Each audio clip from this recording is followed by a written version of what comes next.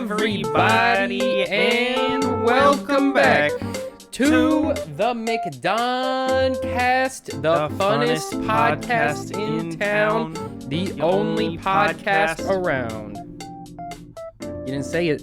No, I was right. This is the only podcast. Yeah, it's the only podcast around. That's why we say that. No, not around at all. Well, but how do we know? Did we make up the word podcast?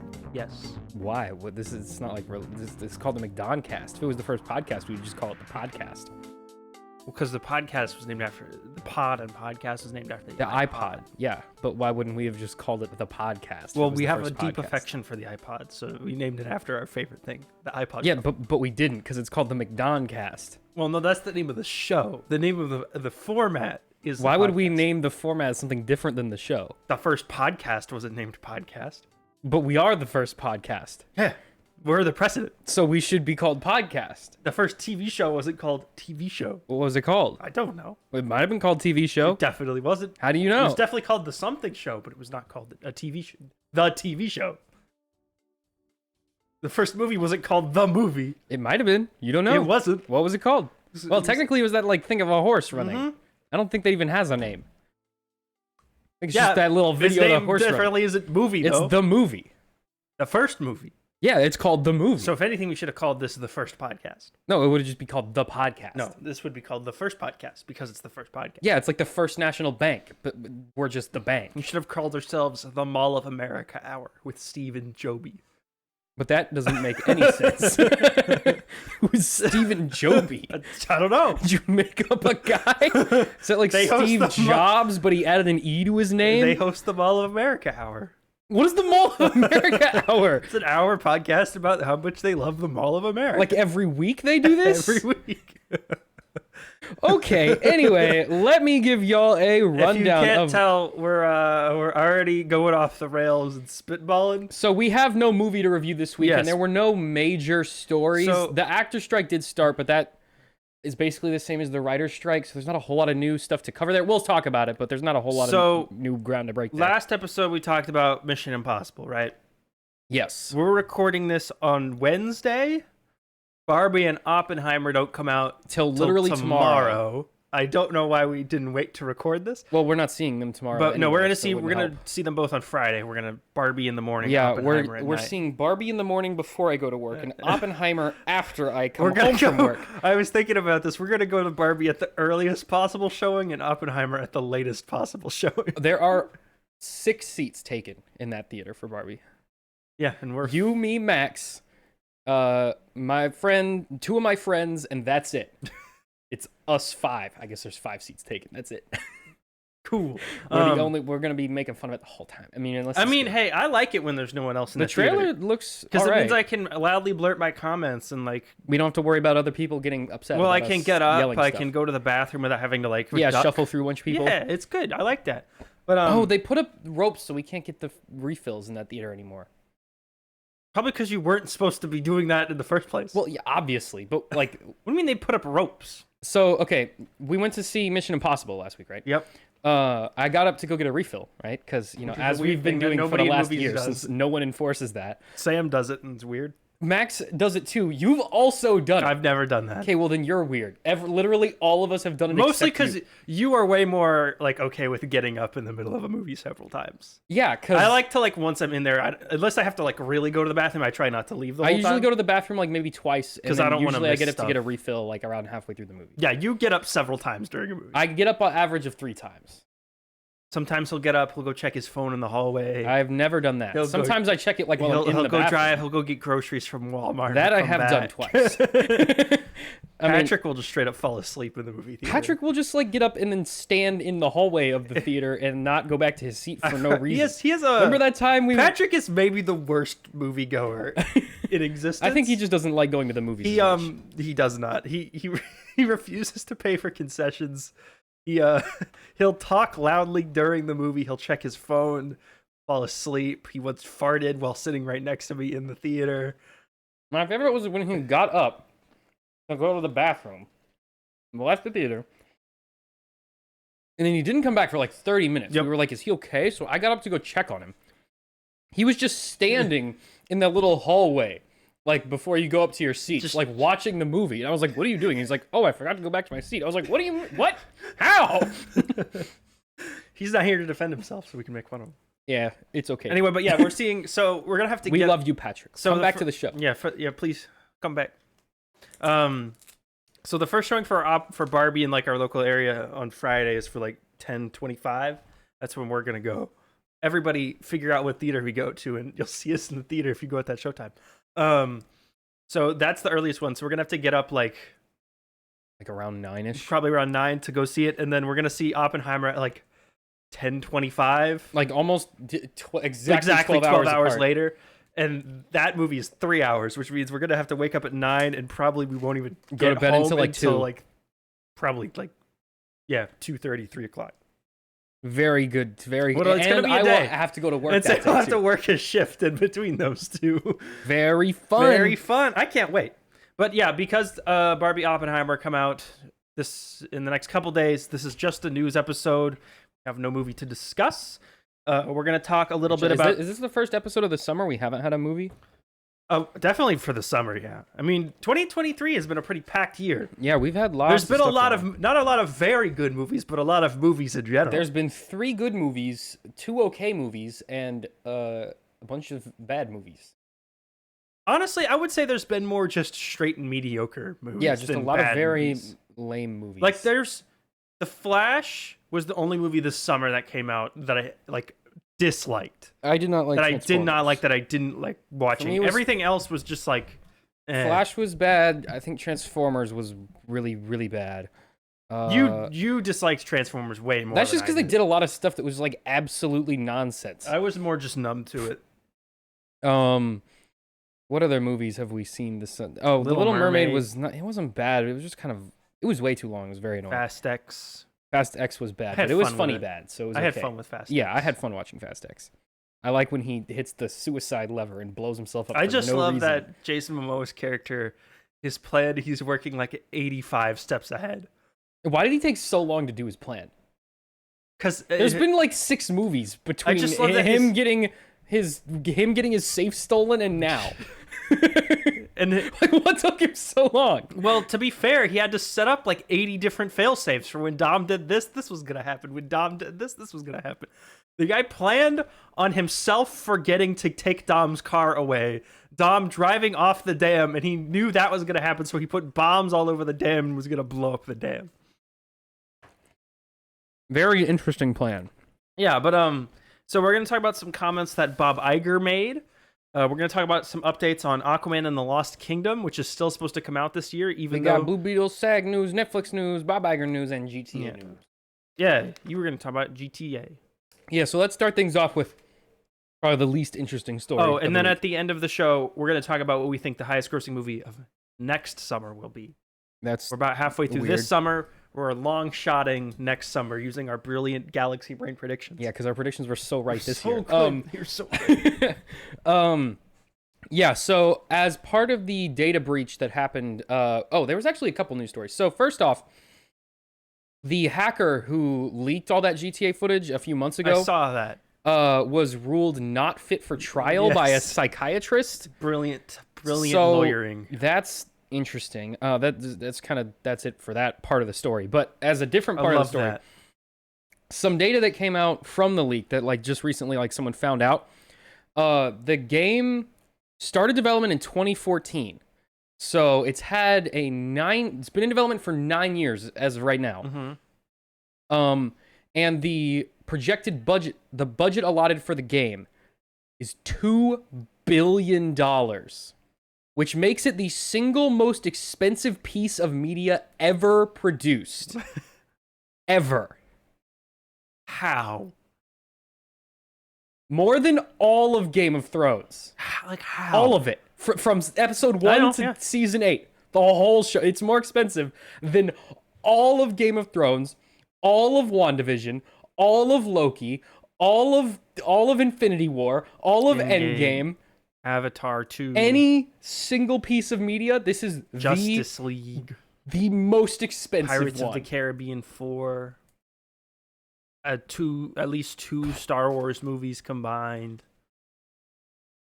ridiculous. That is like how inconceivable. What are they doing over there? What? Why? Yeah, what? Like it's just gonna be more GTA. What could they possibly be doing over there? What are you doing?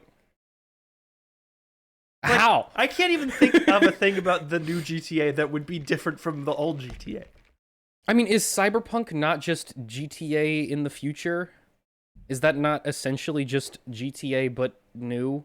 I don't know what you're talking about, but like my comparison is like Cyberpunk is effectively just like a newer, fancier looking sort of sci-fi themed GTA, right? Sure. In terms of gameplay, in terms of story.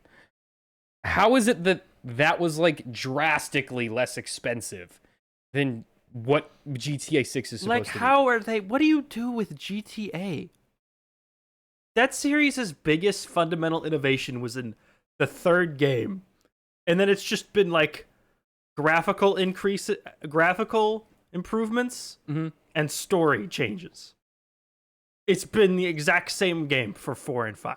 Well, okay. What are they doing with 6 that makes it so different? And I saw a rumor a couple years ago that this one was going to be set in the past, so I guess that would probably affect it. That's not true. It's not? No, because we have leaked footage of the game.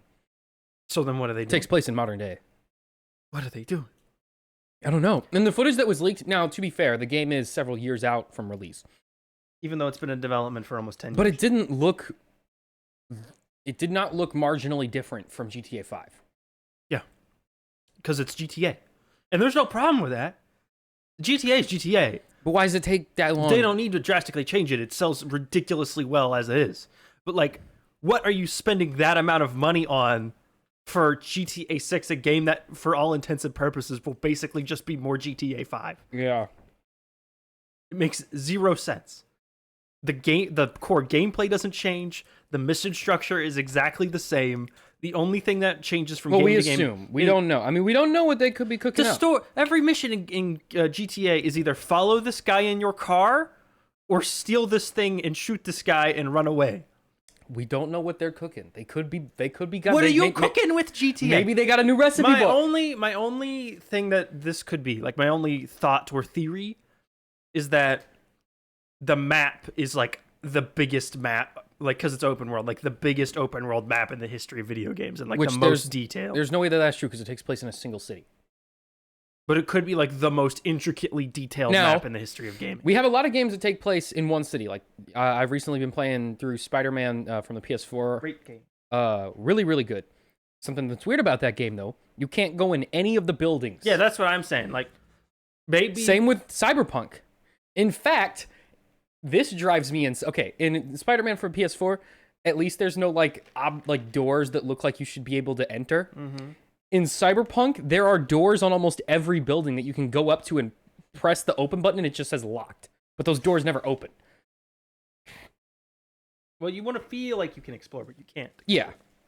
But it would be cool to see a game where that takes place in a city and each building is like fully fleshed out. That would be insane, but maybe that's why it's so expensive. That's the only thing it could be. Like in terms of like actually innovating something that like causes that amount of money to be spent. But what is most likely happening here is just that they've been lollygagging and eating McDonald's and playing Mario Kart, something, and been like just like drinking beers and smoking crack or whatever, and just like not working at all, and just all taking home like massive paychecks, barely doing anything, and then going home. What I assume has happened is the game has gone through several different directors. There's definitely been at least 3 or 4 major creative turnarounds. Yeah, they can't decide on a direction for the game. And so, which is weird, because you just do the same thing you did last time. Well, it's what happened with Halo Halo Infinite. They would spend a year or two developing a game.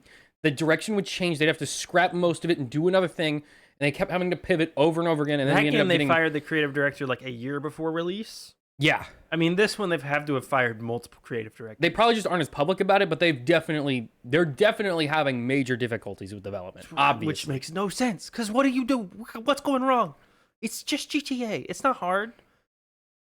It's a game where it's a game where the core player base drives around in random people's cars, running people over and shooting things until I was the talking cops about this kill with them. my. That's all they do in that game. I was talking about this with one of my friends the other day, but GTA is not like a skill-based game. No, it's a dumb fun game. You fire for an hour and then turn off. How good you are at GTA is directly proportional with how much time you've spent playing.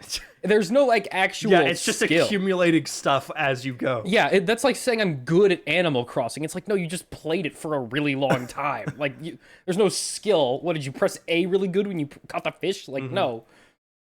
Yeah, I don't understand what could possibly be going on there. But hey, it's probably going to make that money back. I fully expect it to make the $2 billion back almost immediately. I mean, how much money has GTA 5 generated in lifetime? Well, I mean, that's their cash cow. I mean, that's all Rockstar does. Yeah, well, they made Red Dead Redemption 2.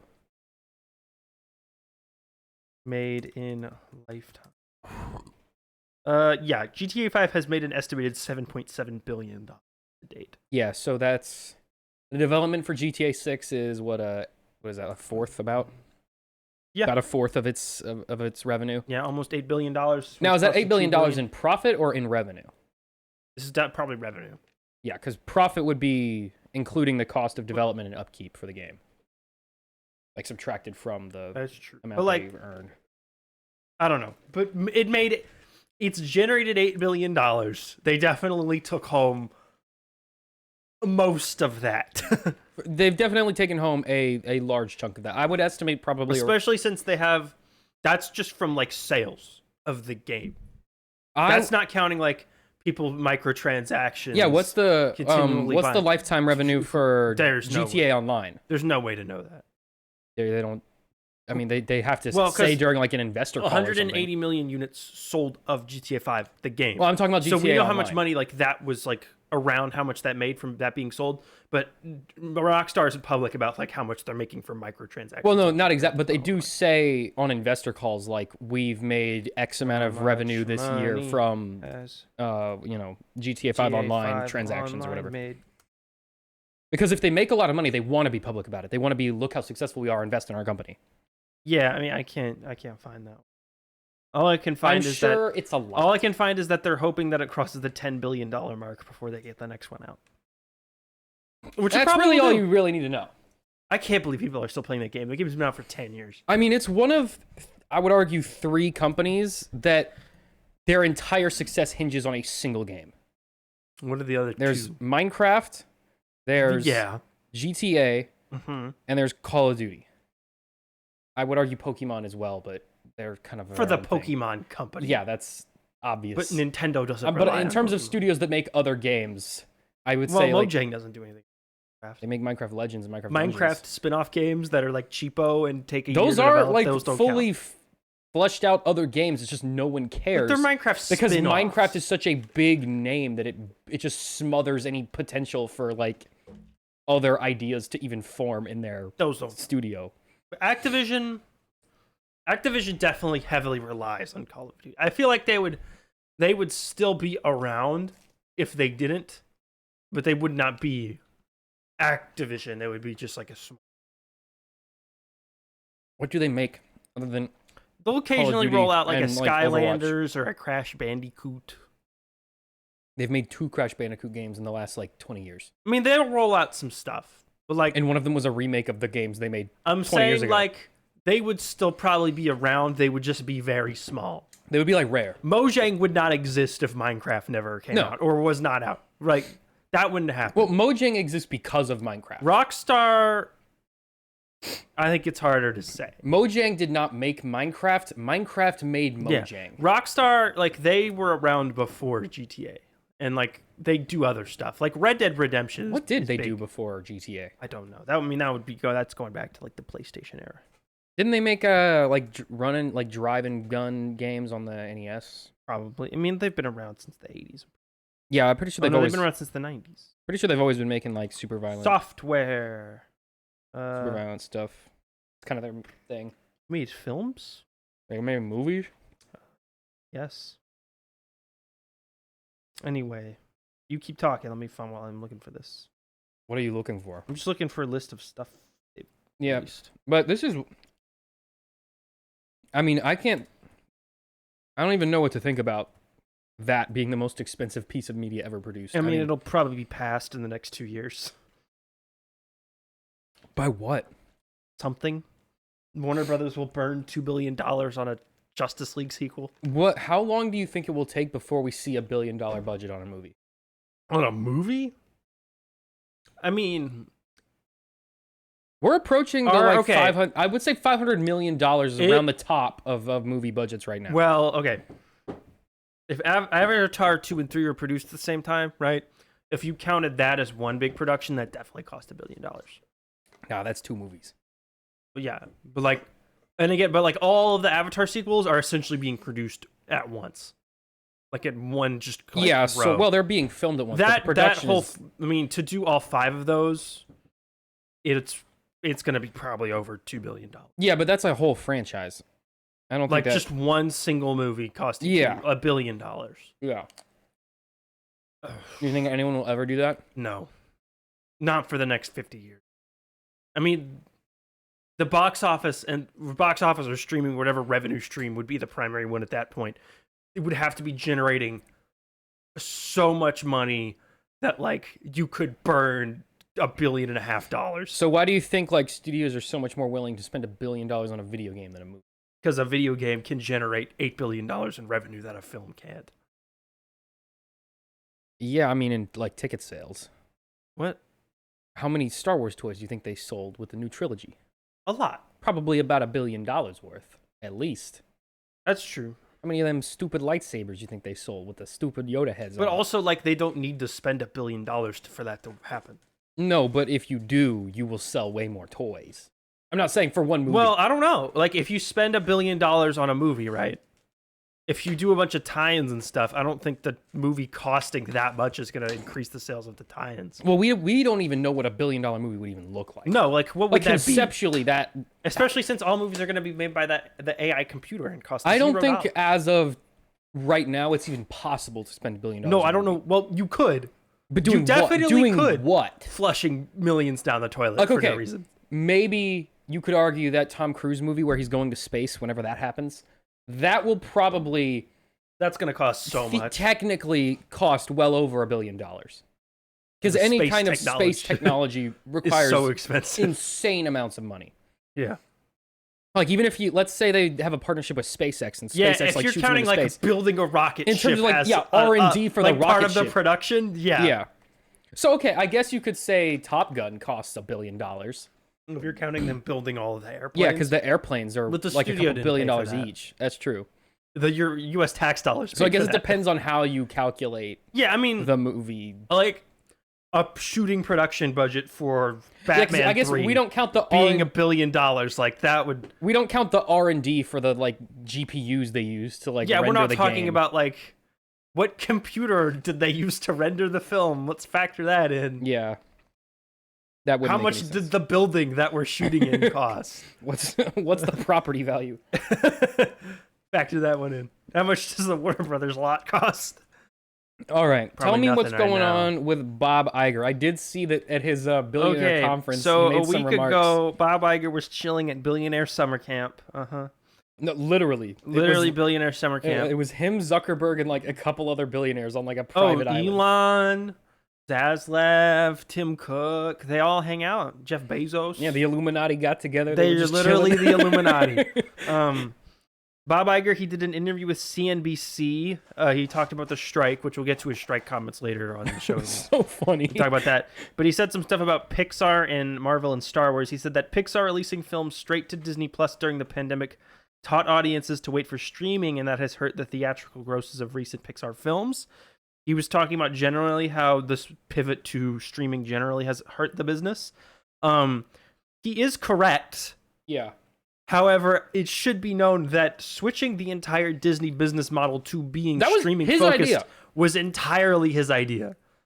He's the one who wanted to do Disney Plus. His baby was that whole initiative was solely his idea. He wanted that to be his legacy when he left the company. Was that he thought that was he was the Disney Plus guy? Yeah.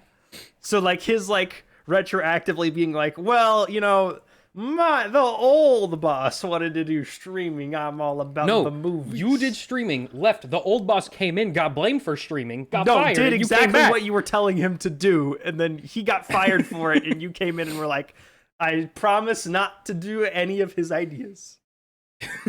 So dumb. Like, okay, honestly, the whole streaming thing, like, it was in some ways inevitable, and like they couldn't prevent it, right? For like the year 2020, and like to a degree, couple months of 2021, they were either going to release movies to streaming or they just weren't going to release movies, right? Like that was their choice. So I get when they put Soul on Disney Plus in December of 2020, I get that, because what else are you going to? You can either hold it where you've already done like half a marketing campaign. Yeah, no, Disney Plus absolutely made sense during COVID. Yeah, but then like when they went into 2021, right, and they put Luca on Disney Plus in the summer of 2021, where the box office was not recovered, but it was doing better, and you could have been starting to like tell audiences, hey, the movies are in the theaters, you're gonna have to wait for the Disney Plus release.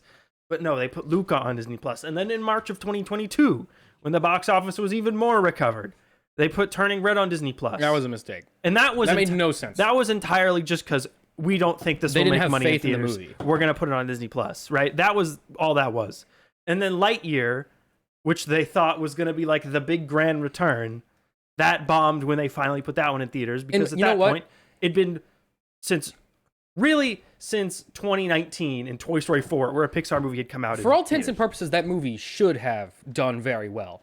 But it was like the way that they pursued that idea, I think, was the dumbest possible way they could have pursued that idea, and they shot themselves in the foot. I think probably a lot of the gross was hurt by the COVID, but I'd say a decent part of the reason that movie failed was just simply because it was not a good kids movie.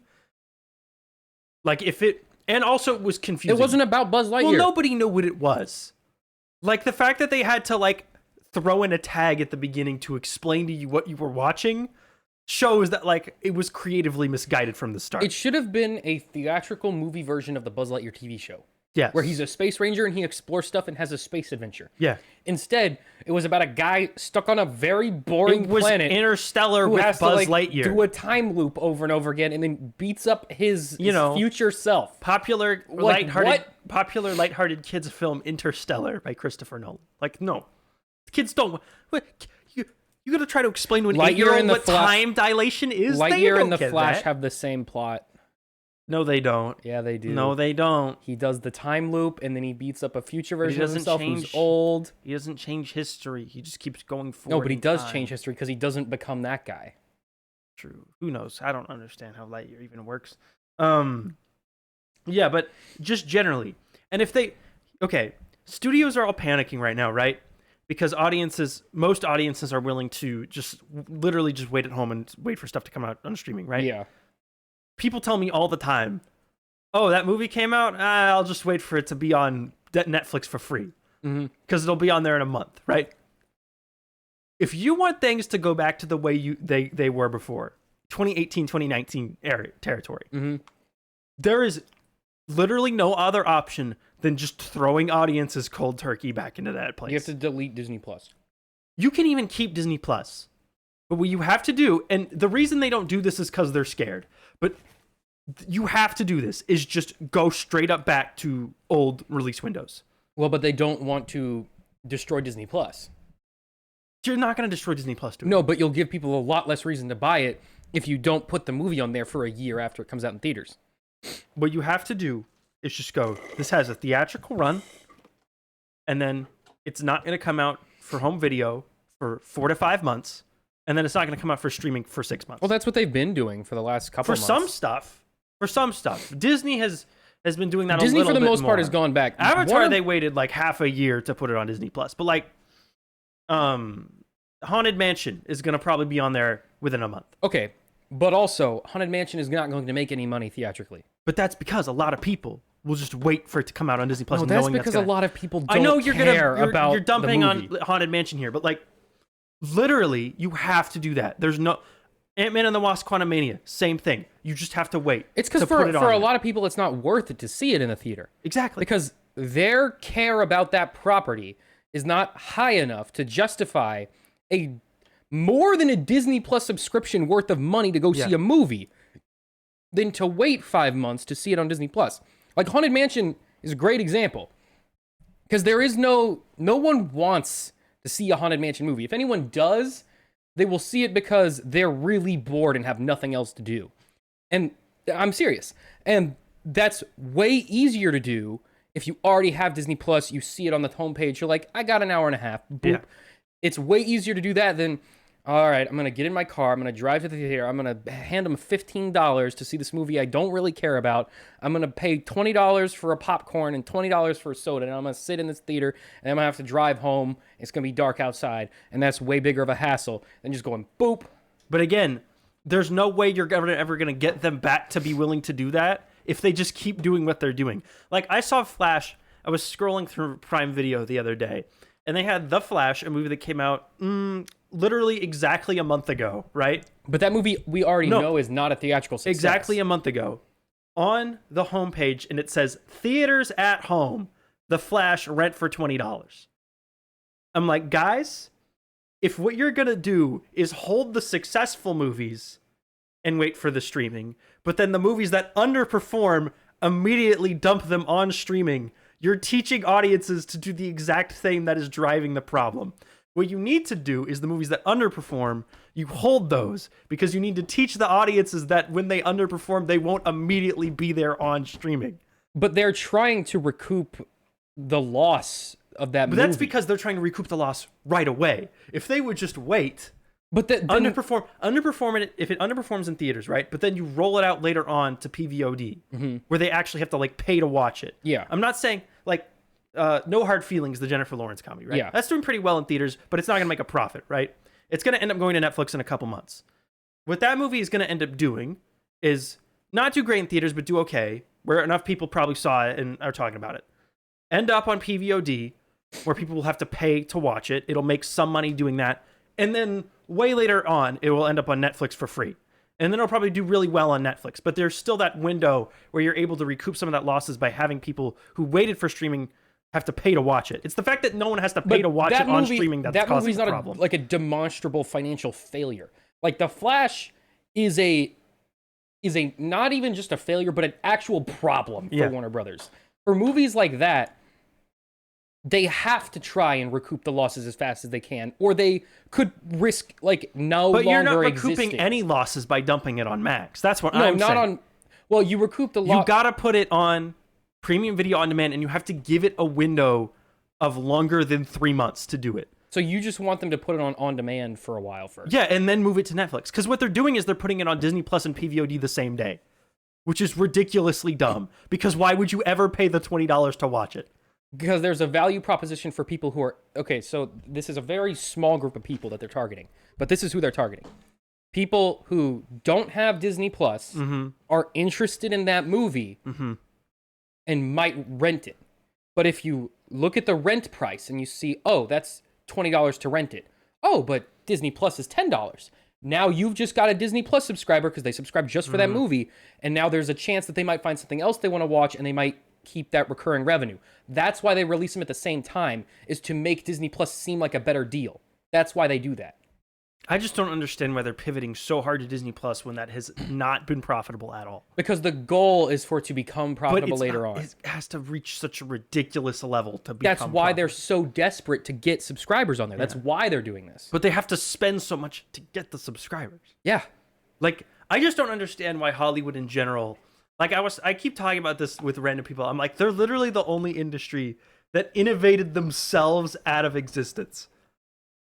Where they invented a technology so convenient and cheap for the consumer that they themselves made all of their traditional revenue streams obsolete. So, in a perfect economy, and this is getting into economics, but in a perfect economy, companies do not make profit. In like technically in like perfect competition, companies do not make any profit. They reinvest everything into the company, and that creates a constant cycle of innovation. It creates constant competition, and it's the best situation for the consumer because it costs the least amount for you. Yeah. Hollywood is, despite their constant mergers, still a very competitive industry. Yeah. Arguably, probably the most so in terms of like general consumer options. Yeah. Now more than ever. What they are experiencing is perfect competition. And it sucks for them, obviously, but it sucks by design, because in a perfectly functioning economy with perfect competition, they shouldn't be making any money. Which that sucks for them. That's not, as a business, if you're the business owner, not good. But Bob Iger makes like $135 billion a year, something like that. So, obviously he's not hurting. No, it's just like streaming is the best thing to ever happen to a consumer. Yeah, because it's way cheaper. Way cheaper than cable. They don't have to go anywhere, and they can watch anything they want at any time. Often much faster than they used to be. That's great for most people, right? Most people have Netflix, and they don't need anything else. My question is, like, who would Hollywood let that happen? Because obviously they didn't predict the business model, because otherwise they wouldn't be freaking out and constantly struggling like they are right now. Well, because they were making so much more money by having linear television channels and movies in theaters. Because initially Netflix did make them billions. Netflix is making billions. But it made billions for them too, because they were paying them millions for every show, every movie on the platform. So they were like, hey, this is making billions of dollars. Sony, I will do that. We clown on Sony all the time, but Sony has actually been one of the few smart companies in that they don't have a streaming service. When they make stuff, they sell it to someone else. And they make way more money doing that than burning $250 million on an Ant-Man movie that's going to underperform at the box office just so they can dump it on Disney Plus to fill the content void for a week. Streaming itself is not the mistake. The mistake was taking on the burden of maintaining a streaming platform. Every single studio. Yeah, every single studio maintaining their own platform was the dumbest thing they could do. Because, and this is getting into like sort of internet, what's the word? Like infrastructure costs. But the actual maintenance cost for a streaming service is insane. You have to pay to use the internet bandwidth that you stream across. So like anytime you watch a movie on Disney Plus, they have to pay the internet company who built the line money in order to use a certain amount of bandwidth. It's pretty much always pretty much Comcast. And Comcast does own streaming services. I wonder why. It's because they can get better rates from themselves. But they own one of the worst ones. Which is bizarre, but that's a whole other thing. But they have to pay to use the bandwidth. Yeah. That incurs a very high cost. Not only that, but you have to pay for the servers, usually from Google or Amazon. Those are the two biggest ones. Cloudflare, but I don't think they really do streaming service hosting. But it is very expensive to maintain and operate a streaming service, especially one that streams at 4K, which almost all of them do. That is very expensive. Netflix was able to keep up with that cost because they were the only platform. Yeah. They were the only ones, so they were the only ones that had to pay for it, but also they had a monopoly on all streaming content. Anything that wanted to stream basically had to go through Netflix, maybe Hulu. Those were really the only two options for a long time. Hulu didn't make original programming until fairly recently. Well, I'm not even talking about it. I'm just talking about before they even really made original programming. But every studio saw that Netflix was making billions, didn't really understand why. No, they saw a big pile of money and were like, me want that. They didn't understand that in order for that to be a sustainable business, you have to own everything. Well, they wanted their cake and to eat it too. They thought, we can do television and movies and have that be big and profitable, and we can do streaming and have that also be profitable. But they didn't realize they had to sacrifice the movie and TV business for the streaming to work. And no, I'm not saying like these companies are poor. They've recorded. No, they're not at all. They've recorded record profits. Except for Warner Brothers. Except Warner Brothers. They're a couple $1 billion in debt. We can get into that. But like these companies have recorded record profits year over year for the last, I think, like 5 or 6 years. Which is crazy. But the revenue that they're making is not from streaming. It's from the parks, the toys, the licensing deals. If you don't know this, Disney makes the vast, and I mean vast majority, like upwards of its 60% revenue from the Disney parks. Yeah. The movies and television shows and streaming shows and all of that exists to feed into making content for the Disney parks because that is the primary revenue generator. That's obviously not the case for Warner Brothers. They're mainly a TV and They're mainly a television and movie studio. They don't have the theme parks. Universal does have theme parks. Well, they do have stuff at theme parks. But Universal also has infinite money because they're owned by Comcast. So it's not as big of a deal for them. Universal is the studio that is able to release a movie and then put it on streaming 2.5 weeks later because they literally cannot run out of cash because their parent company owns the internet. Because for them, it is it is exponentially cheaper for them to do streaming because let's say I'm Universal, right? I'm owned by Comcast. I give my movie bankroll. I give my movie to Amazon Prime, right? Yeah. Amazon Prime still has to pay to use the bandwidth that I own to stream my movie. So they paid me to stream. I'm making like triple money on that deal. Yeah. Like, of course I'm going to do that. Of course, it's immediately profitable. But Disney does not own the bandwidth. No. Warner Brothers does not own the bandwidth. Or the service It's really space. just AT&T and Comcast. Or the IT development that they have to do to design and upkeep the service UI. Yeah, like stop it from crashing. Even just small things like that. But like AT&T and Comcast are really the only ones that own internet bandwidth. Yep. AT&T had a streaming service. They got rid of it. And got rid of it because it was just a drain on their profit. They were making way more money owning the money bandwidth into nothing. Yeah, because they were already making money from the band, and that's why Universal doesn't have a streaming service. No, they do. Well, they do now, but there's not really anything on it because for them it's easier to just sell stuff and then make the money on the bandwidth.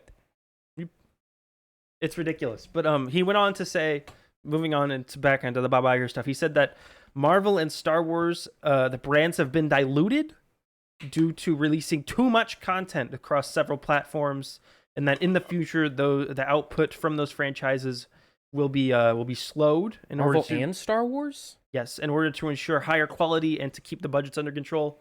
Part of the reasons that movies and TV budgets have been skyrocketing so much is because they're just moving as fast as physically possible in order to get them out by a certain release date. I saw it. You see that article the other day that Secret Wars cost like $212 million. Which I don't understand how. No, not Secret Wars. Secret Invasion. Sorry. Secret Invasion cost over $200 million to make. I don't know how. Okay. Don't ask me how. Sure. That is a show about mostly people sitting. That is a show about nothing.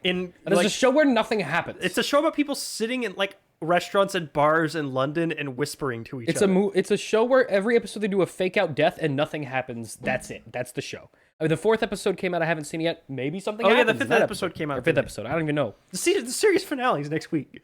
Nothing's happened. Nothing's happened. Nothing has happened. No. We've had a single thing. One fake out death. Mm-hmm.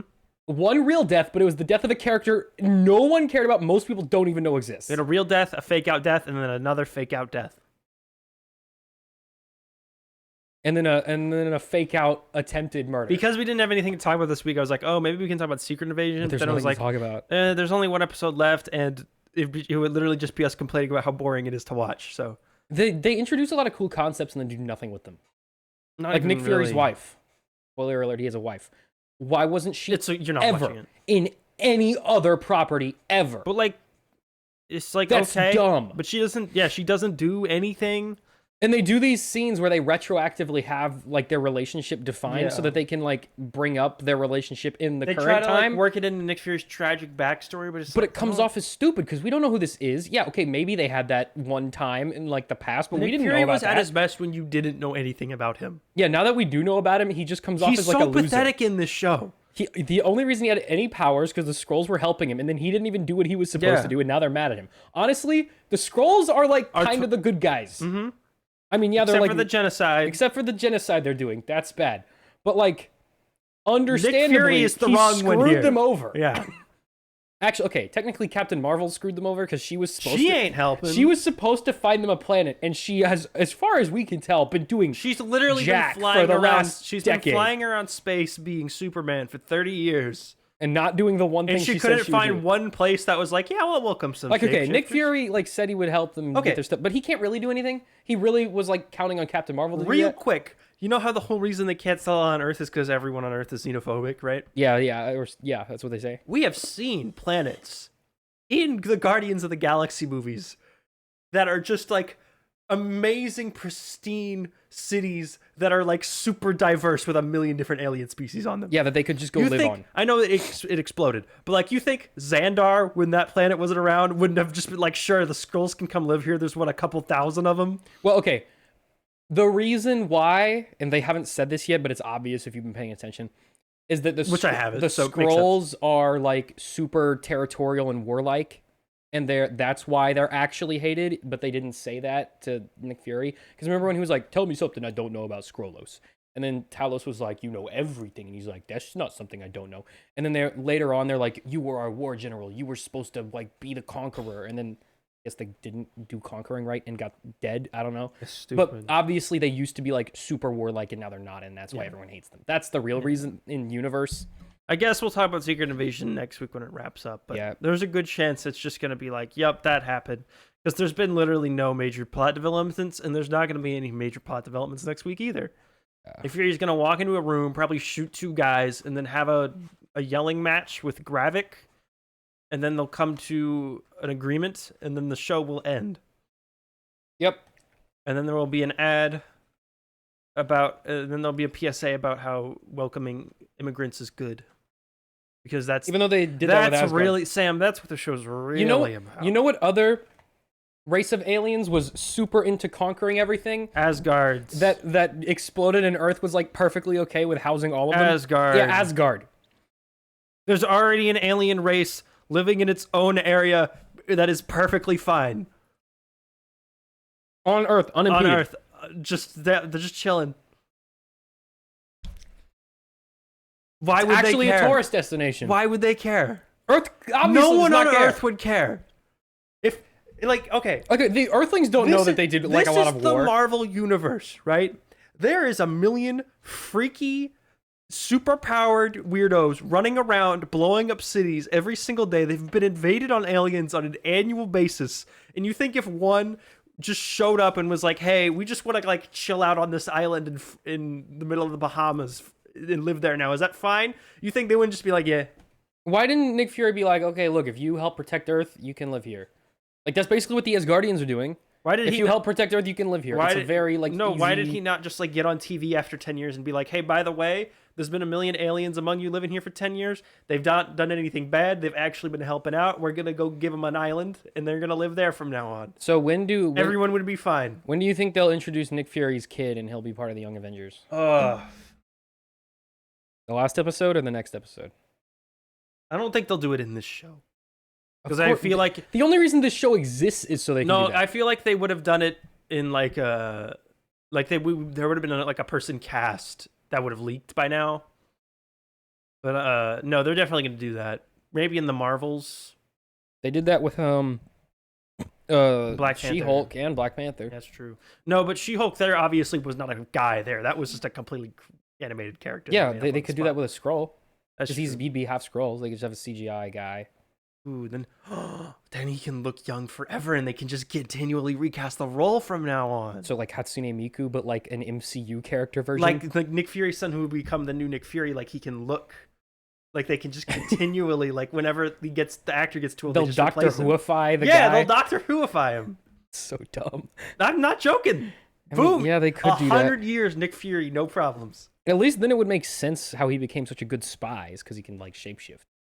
No, I don't think they'll do it in this show, but they're definitely going to do that because otherwise, why are we doing any of this? Yeah, it's not going anywhere. There's nothing happening unless they're going to do something with the Skrulls in Fantastic Four. But also, that's probably going to be a period piece, so I don't even know how that would work. I'm not saying that the stakes are not high or well established. They're not. In the show, like World War III might happen, and like in the show, yeah, that's an issue. But because we know that the Marvels is coming out in like a couple months, and Nick Fury is in that show, he's perfectly fine.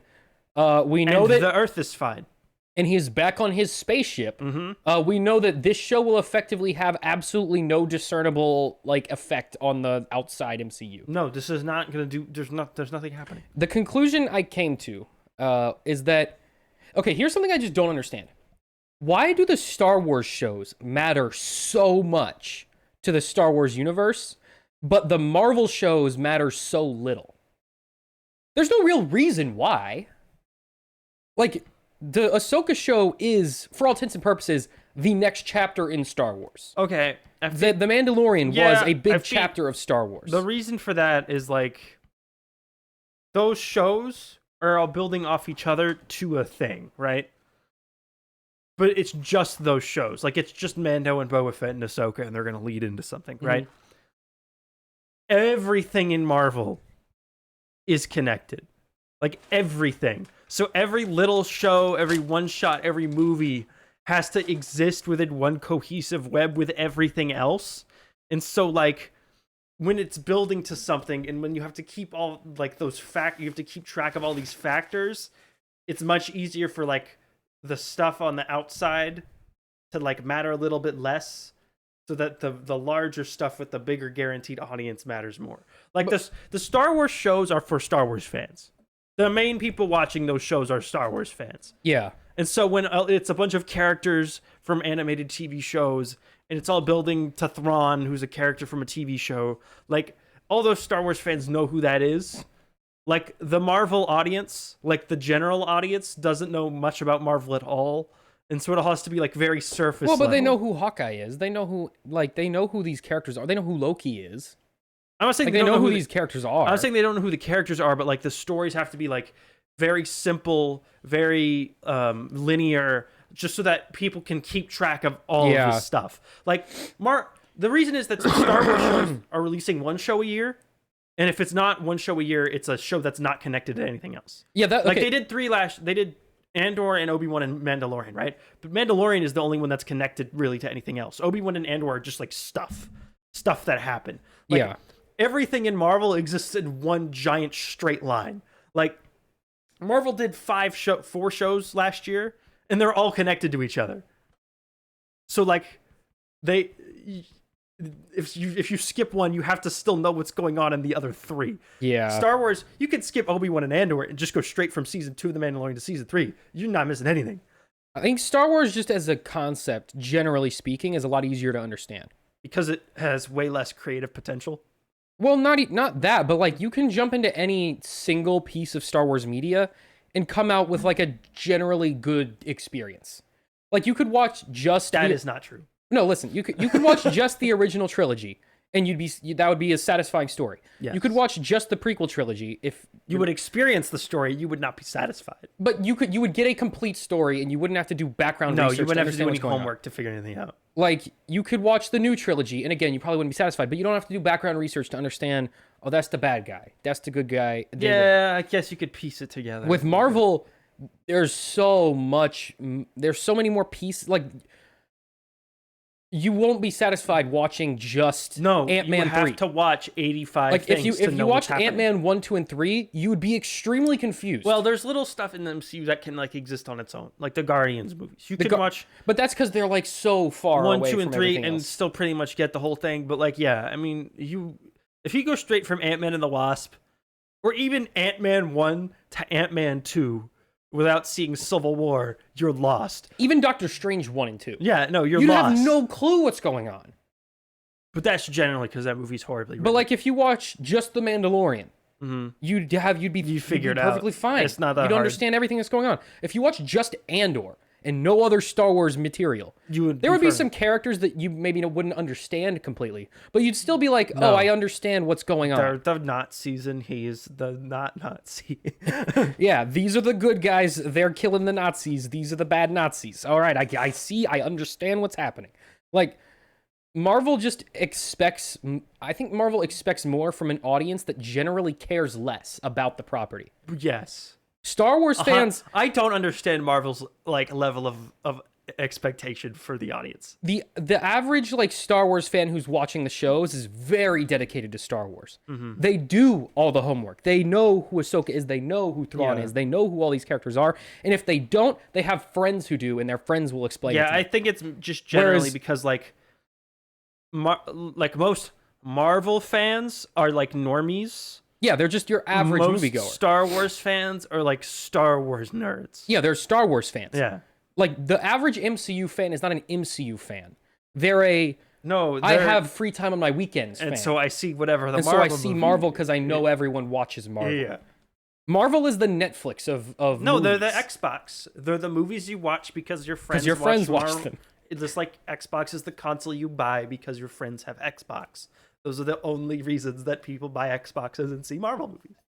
I would argue Star Wars is like a PC. Like you have to understand a little bit about how it works in order to get a good experience out of it. And everyone who is in that fan base constantly harasses the people who are either trying to just enter like the PC fan base. fans. Exactly.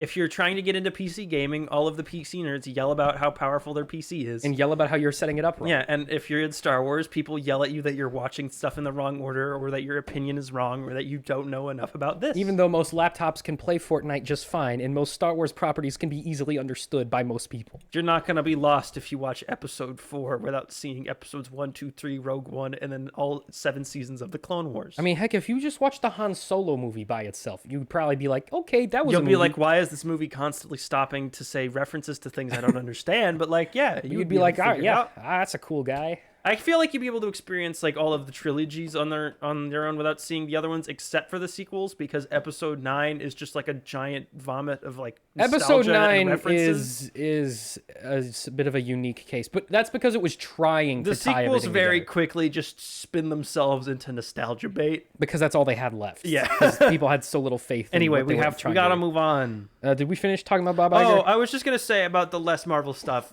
I don't think you're gonna feel that for a while. Because they still have so much in the pipeline Because right they now. started developing like 40 shows. And so they have to roll through all the shows they've already greenlit and started shooting before they can slow down. But I think you're going to see more Echo situations where they just jump whole seasons at once instead of all airing Good, weekly. because I don't care enough to watch it every week. Yeah, I don't care at all about Wonder Man. So, or Well, Agatha that might- Coven of Chaos. Yeah, I know Wonder Woman has been like on hold for a while because of the strikes. Or the X-Men reboot cartoon, or the What If season 2 and 3, or the Spider-Man cartoon, or the Marvel Zombies cartoon. Too many things. Too many going things. on. Too many things. And then Star Wars. Honestly, Star Wars hasn't been putting out. Yeah, that's why I was like, wait, Marvel. I mean, and they've Star been Wars? doing like more than one show a year, but if I guess they Generally- could do one. Marvel or the Star Wars shows have been also much smaller scale. Mandalorian was the only big one. Like Obi-Wan was a very small scale show. Andor was a very small scale show. Well, like not small scale, small audience. Well, I mean, like in terms of like stakes and effect on the wider Yeah. story, they were very small scale. Like not everyone is going to watch an Andor. No. Everyone is going to watch Mandalorian. Everyone should watch Andor Everyone should watch Andor. because Andor is great, But and not everyone fantastic, will, and the 'cause- best Star Wars thing they've ever made. That's so sad that like Andor is the best Star Wars thing, and like It's no one because- watched it. Well, okay, it's like the only Star Wars thing, other than like some of the movies, and you could maybe argue Clone Wars to an extent, is the only Star Wars thing that is great on its own, not being compared to the others. Like Star Wars Rebels is great for a Star Wars show. Andor is good for For a a show. television show. Yeah. Like Andor, in my opinion, is up there with like the first couple seasons of Game of Thrones, like The Boys, like these really big shows that like really hold up. Yeah. Whereas like I would say probably the first 2 seasons of The Mandalorian also would fall into that category where like just really strong stories on their own. Definitely season 1. Season 1 for sure. I would argue seasons 1 and 2. Season 1 is a pretty good Because and, like, season- episodic. Season 2 just finishes adventure the story. Season 2 finishes what I consider to be Yeah. the main story And of then The there's Mandalorian. more. And then randomly there's more for like kind of no reason. I still enjoyed season 3, but it was very clear that like this was not where they Yeah. thought this was going I to feel go. like Marvel's problem was definitely too much. Way too much. Because I've heard most people just be like, "Oh, they just started putting out so much stuff after Endgame, I stopped caring." Yeah. Like that was Marvel's problem. I feel Star Wars kind of had the opposite problem, Where they were released so little like that everyone they, forgot. for the life of them, cannot get a movie off the ground, and most of the stuff they do release is just mediocre. Or very niche. Yeah, like I feel like Star Wars is a quality problem. Marvel is like A quantity problem. a quantity problem. Because honestly, most of the Marvel shows are not bad. No, Like even at their worst, like they're still okay. I'd say there's 3 good ones. Like Loki, really, really good. Mhm. Moon Knight, Pretty good. pretty good. WandaVision. WandaVision, pretty good. Miss Marvel, it's okay. If you're really bored, you can put it on the background. Falcon and the Winter Soldier. What is? It's okay. Hawkeye. Hawkeye is okay. She-Hulk. She-Hulk, I think, is the only one that I would consider like actually just really bad. Yeah. But I think the rest of them are like at least okay. I don't know. Falcon and the Winter Soldier was really like forgettable. It was really forgettable, but there wasn't any moments where you're like, "Oh, this is bad. This is bad. Like poorly made." Yeah, She-Hulk had times where it was like, "Wow, they literally just had nothing to do." Oh, you really did a thing this week, didn't you? Like, no, it was like She-Hulk. They just had no idea what they were doing. They couldn't pick a direction. There was no one. It was clear that like no one really wanted to make the She-Hulk show. Well, no, they just didn't know what they wanted to do, and then so they just kind of like, it was just a mix of like all of their ideas instead of focusing on one. They did everything and nothing at the same time. Yeah, like they wanted it to be super meta, so that was part of it. They wanted it to be like a legal sitcom, that was part of it. They wanted it to be like a hyper feminist anti Reddit fan thing. It was kind of that. They wanted it to be like a Marvel. If they had just picked one a of Marvel those cameo of the week show, like they should have picked one of those things and gone with that. and just done that. But it was like they picked 15 things. Like if they focused on just the legal aspect of it, that could have been good. If they just made it really meta and goofy, that could have been fun. If they wanted to just do like Batman the Brave and the Bold, but with the MCU. Like, that would have worked. But it's the fact that they try to do all of them at once. And then none of the ideas were really well defined. And the finale is terrible. Yeah, the finale makes no sense. Anyway, we got to move on. Aquaman and the Lost Kingdom, Sam. Definitely the final film in the DCU. The final movie made under the old regimes. Okay. Blue Beetle comes out in less than a month, and no one has said a word about it. Let's just delete them. Let's just not release them. Delete them. There was talk of pushing Blue Beetle to next year by executives, and then they decided against it because I think they're just planning on dumping it and then ignoring it and moving on. Write these off for taxes like Batgirl. Okay. Honestly, Blue Beetle is not going to make money. Write it off for taxes like Batgirl. There is okay, even if Aquaman makes half of what the first one did, it still could be profitable. So honestly, their best chance at making money this year with a DC movie is Aquaman. Yeah, but the first Aquaman did $1.1 billion. Yes, but number one, it's not going to do that. 2, it's not going to release this year. 3, it's going to hurt them in the long run. Because again, they cannot get a universe off its feet to literally save their lives. Or at least their metaphorical company life. So even if it only did a half, you could still make like $570 million worldwide. I don't see. And if it costs less than $300 million, that's still in the profitability range, or at least like not embarrassing loss that Shazam and the Flash are. But I know for a fact that they way over invested in this movie because the first one made so much money. And this one's not going to make... Oh, buddy, Sam. So, as of June, they just wrapped up their 3rd round of reshoots on this film. Each round of reshoots under a different regime. So, let's see. So, Warner Brothers has 3 films dated for December, each one 5 days apart. Scratch it, reverse it. Yeah. Wonka comes out... That's one of them. Wonka comes out December 15th. Aquaman comes out 5 days later on December 20th, and then The Color Purple comes out 5 days later on December 25th. Yeah. So whoever's scheduling stuff over there needs to be fired.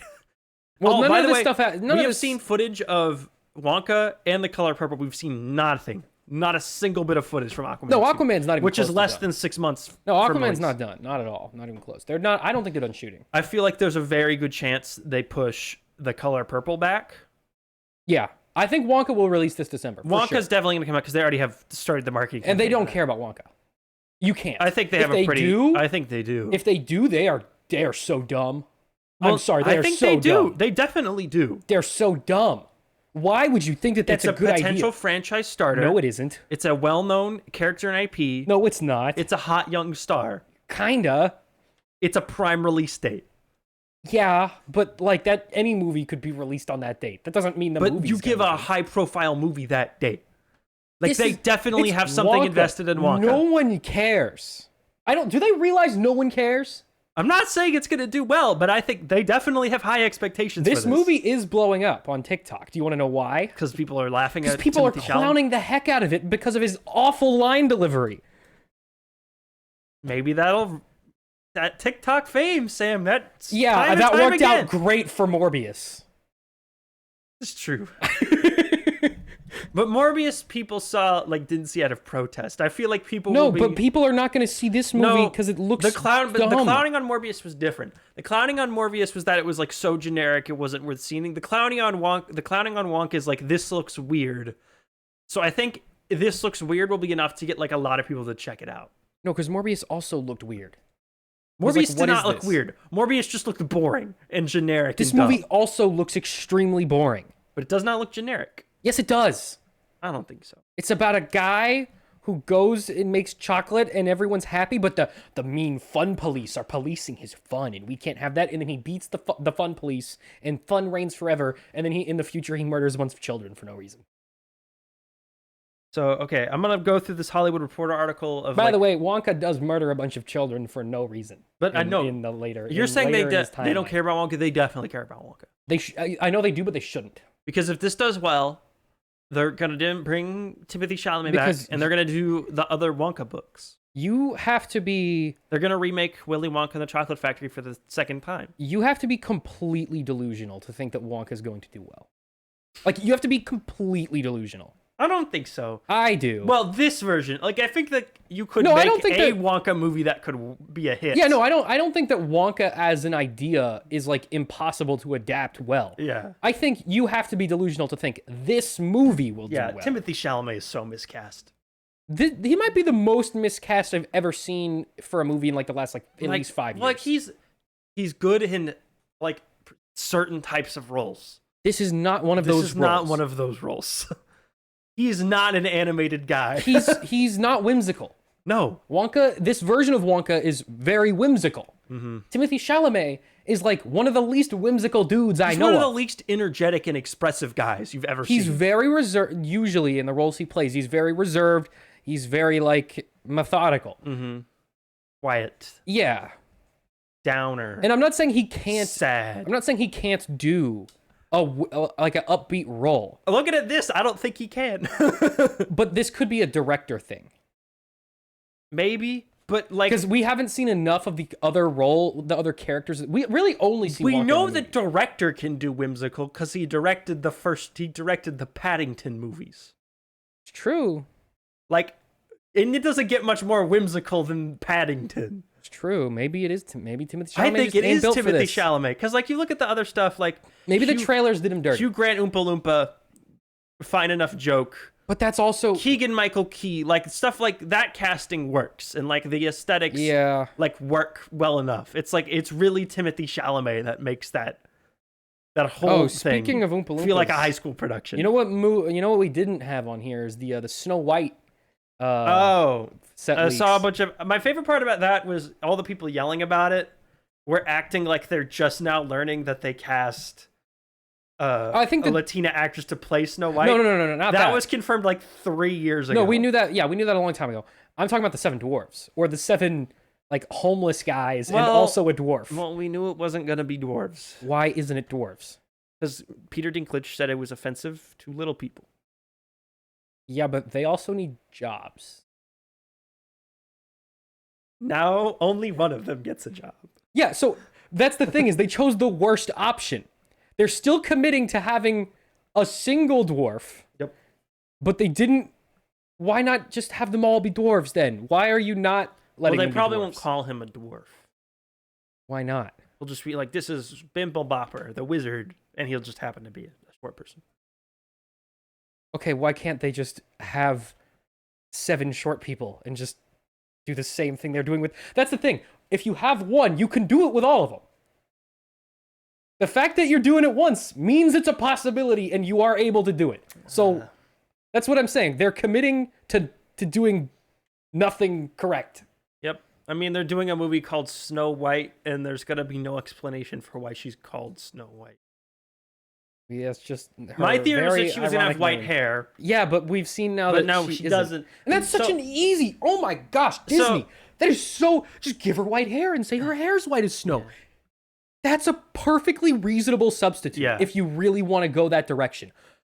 Then they just don't. Now what I'm thinking is like she's gonna have like been born on like the first snowfall of winter, and so they call maybe her her heart White. is pure as snow. Yeah. Yes. That's it. You got it. That's Her heart still is pure, dumb. like snow. Like white snow. So does Like white skin. well, the mirror says who's the fairest of them all. So is it gonna say something else? Yes. Who's the like most confusingly cast of them all? Like, what are they gonna say? Nothing against Rachel Zegler. And No, she's honestly, a great actress. I don't care. Honestly, I don't care if Snow White is I could Hispanic. not care less because I don't care about Snow White at all. My question is just like, how are they gonna work their way around that? I mean, obviously they shouldn't have made this movie. They did if it. There's this many problems. Why did they make this movie? They did all of this for the headlines because they know people are going to talk about the 7 random guys. They know that people are going to talk about women. The 7 random people, and also Snow White or something. She's not even wearing like a white outfit. You know, it's not Snow White at all. It's just a different story. I'm interested to see what they do. It's Princess Woman and the 7 people she found in a shed. Like, that's the story. What is the biggest Why thing... did they change No every aspect? The funniest part about this is that like they changed the dwarves because like it's not with modern times or whatever. But like 5 years ago, Disney made an animated series about the 7 dwarves. What's confusing to me is Hollywood is still doing like properties with dwarves in them. They've just taken the dwarves out. Like the actual humans. Mm-hmm. They're actually like screwing over the people who should be getting these roles because it's offensive to give them these roles. That's so backwards and insane. Like, that's so weird. Well, Sam, if there's anything we've learned about Hollywood in the past couple weeks, it's that they're backwards and insane. So, like, I don't get par it. for the course. Okay. Snow White's name is Snow White because her skin is white as snow, right? Yep. That's not us like taking a political stance. Poem. That's part of the book. Yep. Okay? The Little Mermaid's skin color can be whatever. Yeah, because it's a mermaid. Her defining trait is that she's a mermaid. This would be like making the Little Mermaid with there's no mermaids and she's just like a girl from like a different village and they call her mermaid because she like likes to swim. Yeah. I don't know. It's just I don't understand why they adapted this in the first place. If you're going to... It just seems like too many like... They're doing it for the clickbait. This movie is clickbait. Yeah. It's a clickbait movie because I know and I hate this. This is going to drive me insane. But as soon as this movie drops, the quartering's going to make 1 billion videos. Oh, yeah. That whole Sam, sphere they're already on it. Is going to make 1 billion videos. That's the grind, and then all the people on TikTok are going to be mad about the million videos they make. And it's going to be stupid. The biggest thing is that like that didn't work for The Little Mermaid. Yeah, because no one cared enough. Because that movie underperformed. No one cared. No one cares. Yeah. Everyone's going to get mad, and like at the end of the day, it doesn't matter at all. That's what I'm frustrated about. Is everyone's going to be upset over a princess movie that at the end of the day, just like, no one is going to see anyway. It just seems like so many like loopholes to jump through to have to get it to like a reasonable modern day version of the product. The movie's rage bait. The whole movie's rage bait. We're like, just why did they do it? It's a rage bait movie. I guess, but like that doesn't work. We've seen it time and again that doesn't work. Why do they keep doing this? It's the same thing as those people who go on Twitter and just say something insane because they know that a bunch of people are going to comment on it and being like, "You're so insane. How could you say this?" It's that, but like a movie. Like Disney, the company, is doing rage bait Reddit posts in theaters. Why? I thought they were done shooting. That's what I thought. I was surprised because that image was of like, so that image that came out, those are none of the actors in the movie. Those are a bunch of stand-ins they brought in because the actor strike had started at that point. That's great. And they were like, so my guess is 7 other guys. That shot is filmed from their back, and because no, it's their faces. I know, but like the picture was of their faces, but like the actual shot in the movie is the behind. Back. Okay, yeah. So. Because what happened was that started the day of the strike. That picture came from the day of the strike started. And a lot of the stuff that was filming that day kept shooting what they were already shooting, but with like body doubles. Like Gladiator 2 was doing that. They were just filming body doubles. Gladiator 2? Yeah. It's not important. So I feel like all the people yelling about that, one, like that's not even who's in the movie. Okay, but we know at the very least. I felt it weird that like that movie is still shooting. Like I thought they started shooting. They've been working on this movie for so long. A year and a half ago. Yeah, Because there was other set photos of like the actual person playing Snow White. I bet they wanted this movie out for their 100th anniversary and weren't able to get it out on time because Snow White was their first animated theatrical release for 2024 for a while.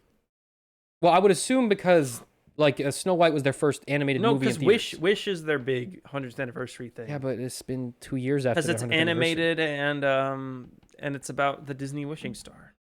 Which I guess now all of the Disney movies take place in one continuity now. There's Zelda timelining their movies. Maybe they're in space. What? I don't know. What does that mean? maybe the star crosses like 3 dimensions. What?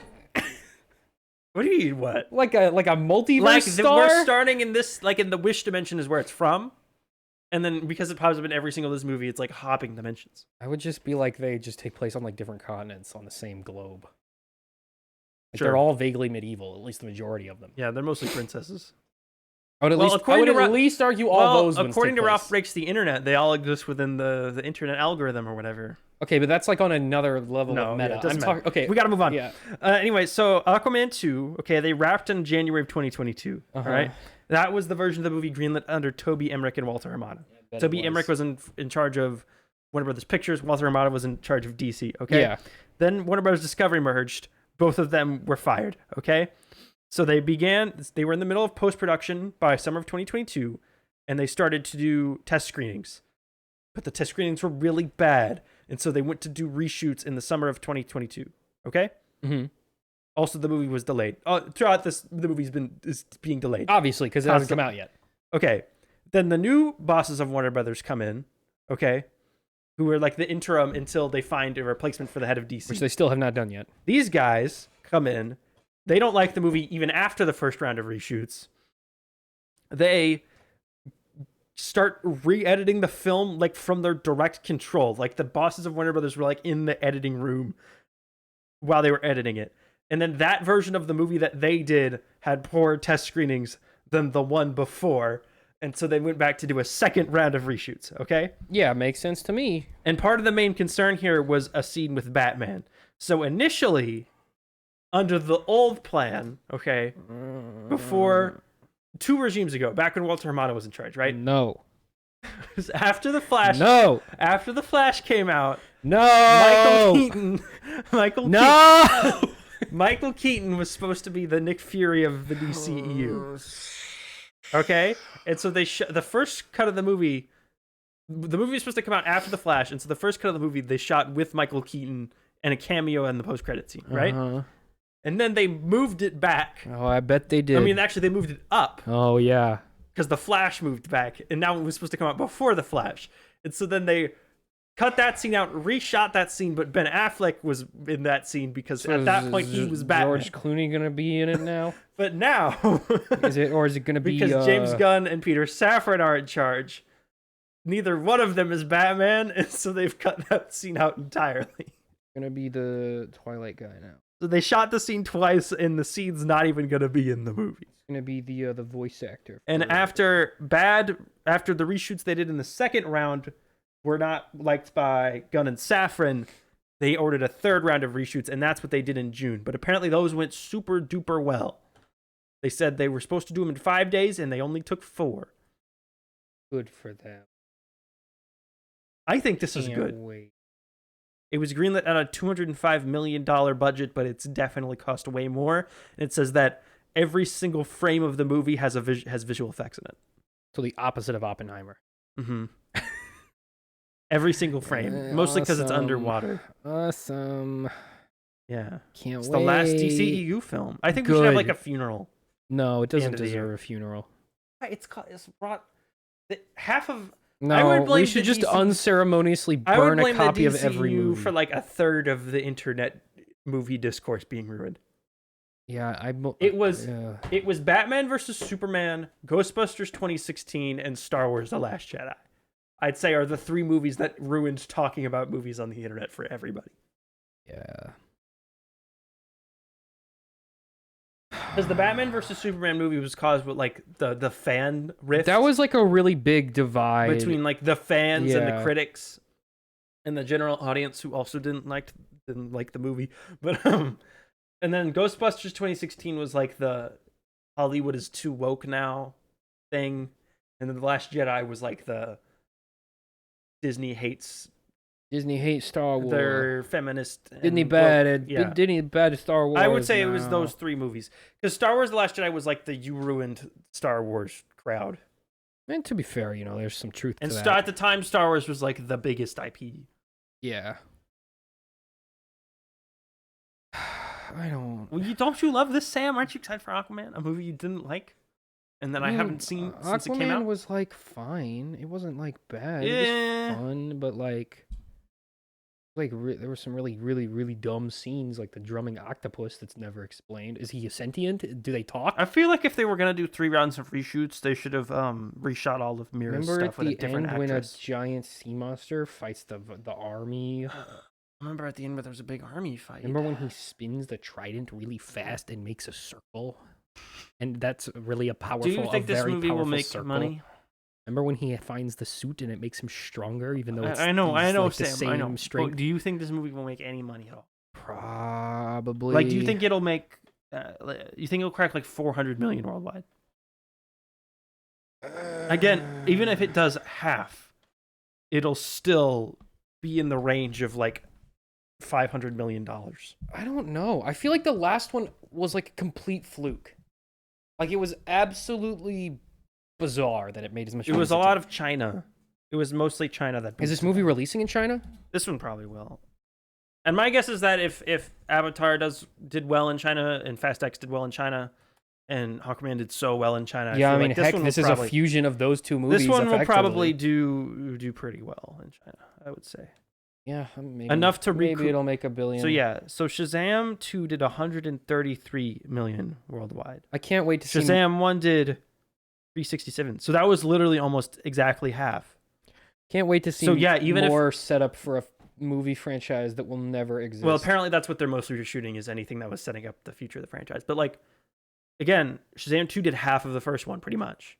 Even if this does half, it's still $500 million, which is way more than any DC movie has made since, I think, Joker. Oh, other than Joker only made that much money because it was so cheap. Since the Batman. It'll be the first DCEU movie to make that much money since the first Aquaman, and 5 years ago. The Batman was so good. You want to know why the Batman was so good? Because it wasn't a DCEU movie? Because it wasn't trying to be the start of a new universe. Every single movie they make is the start of a new universe. Every single time. Yep. Even Flash, freaking Peacemaker was an attempt at the start of a new universe. New Superman. Justice League. Suicide Squads 1 and 2. Zack Snyder's Justice League. Man of Steel. Every single one of those movies attempts to start its own universe. Least like, uh-oh, my mic wasn't plugged. It's been registering, so it must have just come unplugged. Burp. Okay, you should be good. Wait, no, that's me. Now I'm on there twice. Wait a minute. Oh, yours was already selected. It just wasn't registering. Talk. Ayo. You're good. Okay. So that's all fun and good. I think it'll do okay.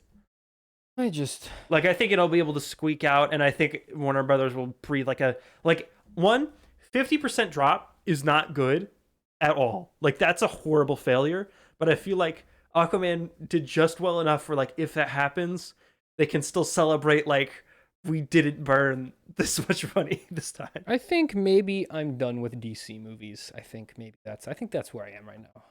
I think they should stop. I think this needs a 5-year break, and I think they're only giving it a 1-year break. I think if they can't respect themselves enough to like commit to a single idea, why should I give a crap? Why should I commit my money? Why should I care at all? Not excited for Blue Beetle? No, because Blue Beetle's going to be bad. And you know what? I love Blue Beetle. I think he's a cool character. I like the guy playing Blue Beetle. I think he's a good actor. I think Blue Beetle looks like a garbage movie. I think it looks terrible. I like his suit. And you know what else I think?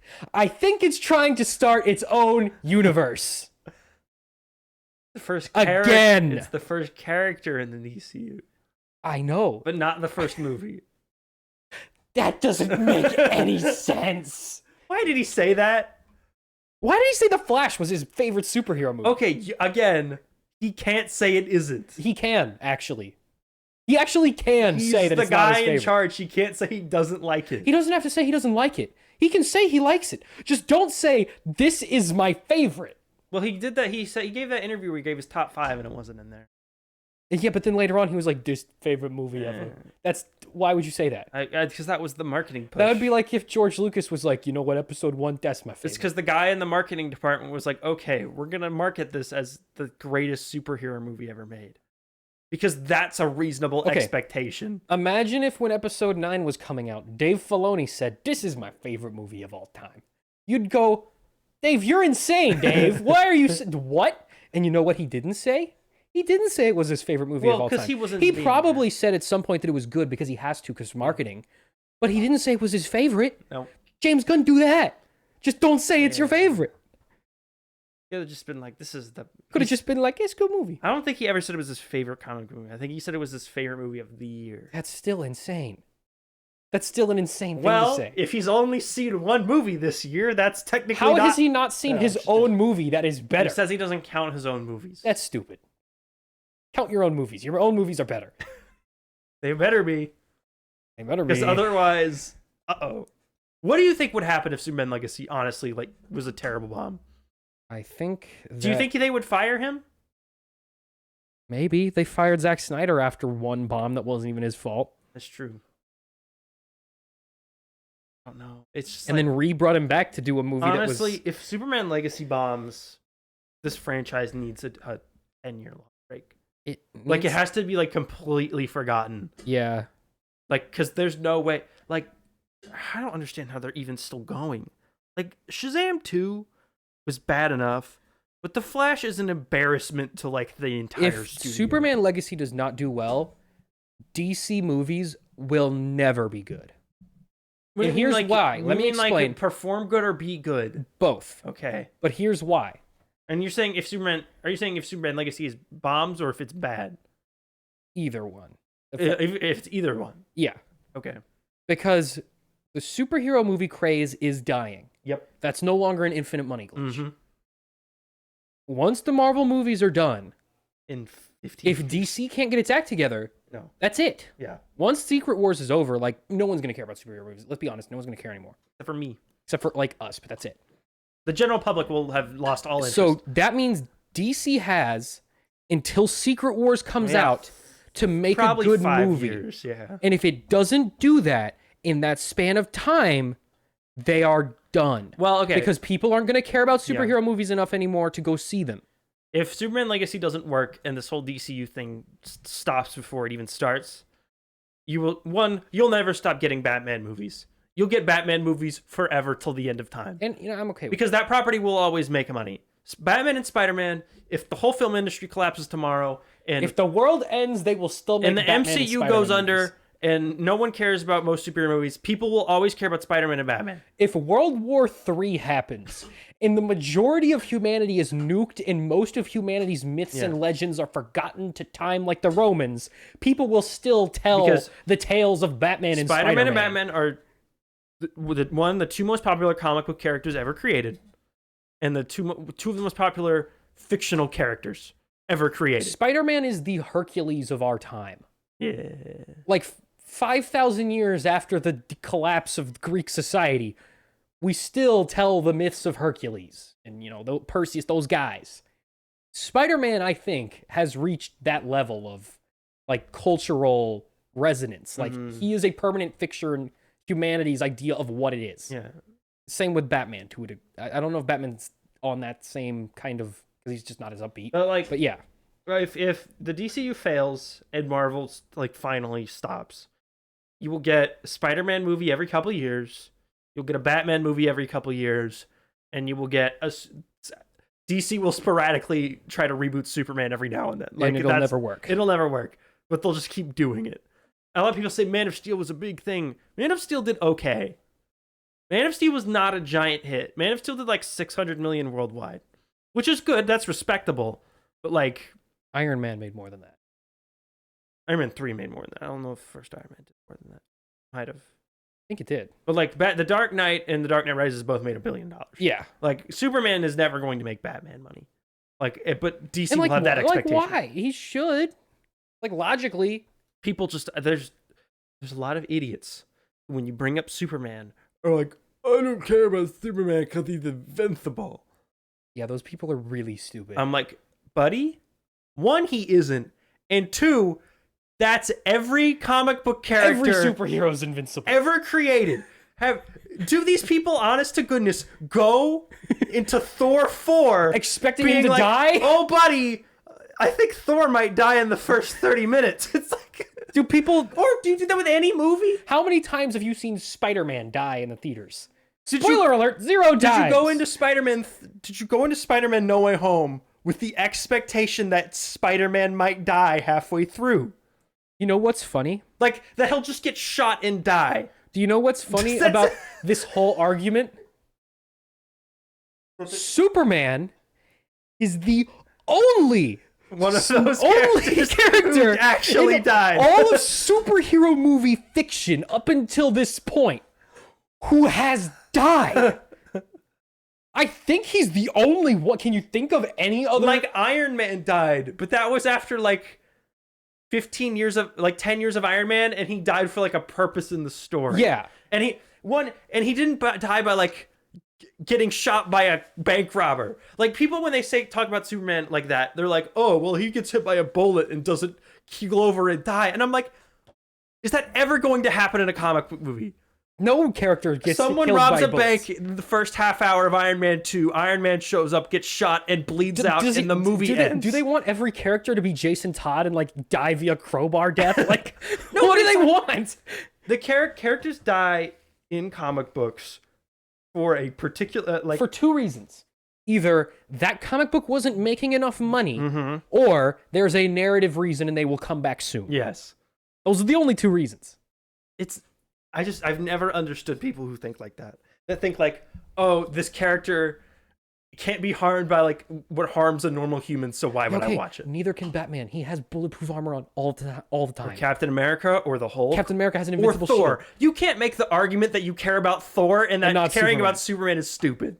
Like, in terms of their movie representations, they have been very similar power-wise. Or Captain Marvel made $1 billion. But you're She's saying, also invincible. Why would I show up to Superman? He can't get hit by a bus and die. Neither can that's never going to happen to anyone. Neither can Why Spider-Man, would you have that expectation? Who, durability-wise, is like slightly above a regular human. But he can also just like catch a bus and not die. It's so dumb. I've never understood people who think like that. The character is indestructible to most things. He's not even indestructible to everything. There's a bunch of stuff that hurts Superman all the time. Now, be it most of it makes no sense, but there's a lot of stuff that hurts him. Kryptonite, magic, yeah, but stuff kryptonite like doesn't really make sense. Magic's not real, and the red sun also, like, conceptually, Spider-Man isn't makes real. No sense.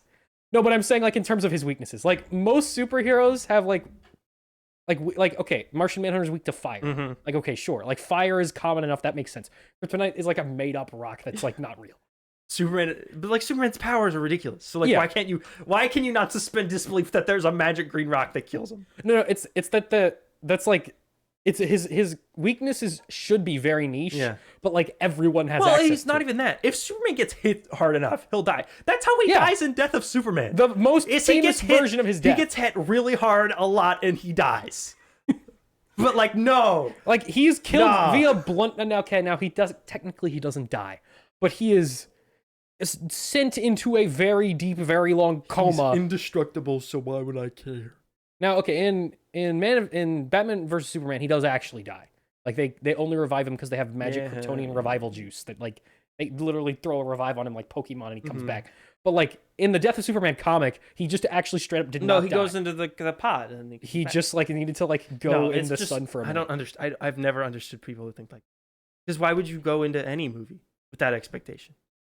The stakes. Why would you go into Iron Man 2 thinking like, I care about this character because if he gets shot in the face, the movie will end and he dies? I think most people just don't understand stakes. Stakes are not important because the character. Most people think stakes is just the character can die by this. Especially for, I would argue, Spider-Man and Superman.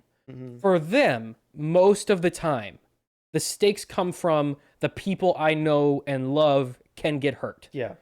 Like Spider-Man and Superman, I think, is the prime example of that concept. Is like generally speaking, they are not worried about themselves getting hurt.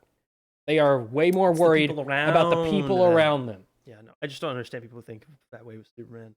And it's always that's their only reason. When you ask people why they don't care about Superman, that's the only reason they ever give. It's he's boring and he's indestructible. And they think he's boring because they haven't read or watched any Superman things. They just don't know why. They just don't know anything about him. Yeah. Yeah. Anyway, moving on. Yeah, what's next? Netflix stuff, Sam. Netflix doing things. What is Netflix doing? So the Masters of the Universe movie that we talked last week about all the crap Mattel was putting together. One of them was Masters of the Universe. Yeah, that's the thing. They've been supposed to do that with Netflix. However, that project is dead. Netflix spent over $30 million on development for that movie, and it'll never come out. And they have nothing to show for it. For a movie, that's really not that much. For developing nothing. Yeah. They spent $30 million sitting in a room writing stuff on whiteboards and then left. The government spent $1.2 trillion building a plane that still doesn't work. That's the government. But you get what I'm saying? Like, spending a lot of money on a project that doesn't work out, that happens all the time. No, but like Jason Blum could crank out like 6 horror movies for the price of developing a movie that didn't come out. Yes, and those 6 horror movies will be like shot in a shed with like a murderer who's just a guy with a mask and a knife. Like, those are not real, I'm saying hard to make movies. Spending $30 million on returning zero investment is very stupid. Hey, but they learned that they didn't want to do that. They spent $30 million learning that that's not what they want to do. Spend $30 million developing a project on. No. Like how expensive are your lunches that's how much you're spending? Oh, it's probably like the early stages of like developing the script, doing character design. What that means is they hired 80 different writers and they just kept churning through hiring writers and well, but they also have to do concept art and they have to do character designs and, you know, screen tests, and there's a lot of stuff that goes into that. No, but like they would have only gotten to a certain point because they never hired like a But if you look at the budget for most like big blockbuster movies, it's usually well above $150 to $200 million usually. What I'm saying is, like, when you compare $30 million to a finished movie's budget of like $200+ million, which $30 million probably would have cost, doesn't really seem like that much. Yeah. They probably were in the early stages of screen tests, character design, backgrounds, story outlines, that kind of stuff. They're also removing the $10 basic tier for Netflix. Awesome. That way the consumers can be forced to pay for either the ad option, which is more lucrative for them, or the $20 option, which is also more lucrative for them. Okay, what if you already have it? Do you have to change your subscription? You're either paying more or you're kicked on, or you go to the curb. They've said they're not gonna like grandfather those people in. No, if you're probably paying for the $10 one, they probably just up to you. They probably just like pay more, the new one. I think that will cause them to lose subscribers, or they'll drop you to the ad support. And they will lose subscribers. No, they won't. They never will because they're Netflix. Something has to kill Netflix. They've also said that they're now increasing their cash flow. They're going to spend $5 billion plus per year producing content for Netflix. How? Okay. But there's no money to pay the writers. There's no money to pay the writers. Hold up. Or residuals. You're telling me that in the midst of a strike, where the actors and the writers are going, did you see that girl from Orange is the New Black made $27 on residuals for the show, which was huge at the time. A huge show, still is huge, still one of their like most streamed shows. There was a story from a couple of years ago that someone brought up that the CEO of Netflix at like a private company party had bragged that show in its prime was doing more viewers than Game of Thrones. Yeah, and she posted this on TikTok like a week ago. And she was like, she wasn't the main. She was one of the main players. The main character, but she was like one of the main like 5 cast members. Yeah. $27. The whole show. Not 27,000. Not 2,700. Not 270. Not $27 for an episode. No, she got $27 in residuals for her performance in the entire show. How was it? 8 seasons long? 5 seasons long? 6, I think. 6, whatever. Yeah. 6 seasons. I think she's in like. Every episode. I'm pretty sure she's in every episode. She's not in every episode because she had some because it was like broken down by episode. She had some where she wasn't in, and so she was in a lot of them. But she was in the majority of episodes, and she was getting paid like a few cents per episode. Yep. Netflix. But we have enough money. They don't have enough money. They have enough money to spend $5 billion more this year on new content. They're gonna spend than we did last year. They're gonna spend $500 million of that just on Stranger Things 5. How? Which is now not going to meet its release. How can you publicly announce that right now? Yeah, why would you just don't? Why would you say that? Like they were going to do it anyway, but don't say it. I think it's because it was on at a investor meeting, and they were like, "Oh, we're gonna spend $5 billion more dollars." And then the investors are gonna go, "Hey, is this strike something we need to be worried about?" And Netflix is gonna go, "Oh no, this is gonna blow over." No, they're not. And then it's not, and they're gonna have a problem. Don't care. They don't care. No, they do care, because if the strike goes on long enough, they can't make new content. And if they can't make new content, they won't be making more money. And that's when the investors start to care. They need the AI to churn out their shows for them. They could do that. I feel like that, like the idea that they're just gonna like permanently replace all the writers and actors with an AI is just like, do they honestly think that's sustainable? Not right now. Like, but it will be. Almost for sure, like it will be in the future. The first couple AI movies and shows, right? They'll have pretty good viewership because people will be like, "Oh, I wonder what an AI show is like." Yeah. But after people see that and don't like it, they're not gonna keep coming back. There's actually a program you can use right now to generate entire episodes of South Park with like voice acting and like celebrity cameos. Not good. They're not good, but like the fact that that's even possible. Like, again, the AI right now is the worst it will ever be. We're in I know you've told me this before. But the thing is that the AI is just gonna keep recycling old ideas. Oh man, yeah, who does that? Yeah, they don't do that. They don't come up, but they're not gonna like think of anything. It's just gonna like take like the South Park episode generator is never gonna come up with an interesting take on a South Park thing. No, they're gonna take an old format and they're gonna take a different episode of South Park and they're gonna substitute stuff. They're gonna take what normally goes here and they're gonna take something from another episode of South Park and insert it there. I don't think that's all it's ever going to be able to do. I don't think you understand how these work. Like the AI, I don't think you understand how they work. Okay, Sam, explain to me how the AI works. It's the large language model can create original content. It doesn't just like pick pieces of stuff out and stitch them together. That's not what it does. It learns how to write based on previous examples of finished work. And then it takes what it learns from that and uses that to generate new content. So yes, it's never going... probably won't have like an in-depth idea, but it can come up with basic ideas. But it's regurgitating old stuff with a new face. Sometimes, yes, but not always. All it's doing is like taking the bones of something and then just swapping out the skin, which I know is that's not gross. True, but that's not how these large language models work. How is that not exactly what you're saying? You're saying it's taking in a bunch of stuff and then it's learning everything from that stuff and spitting out a version of what it learned.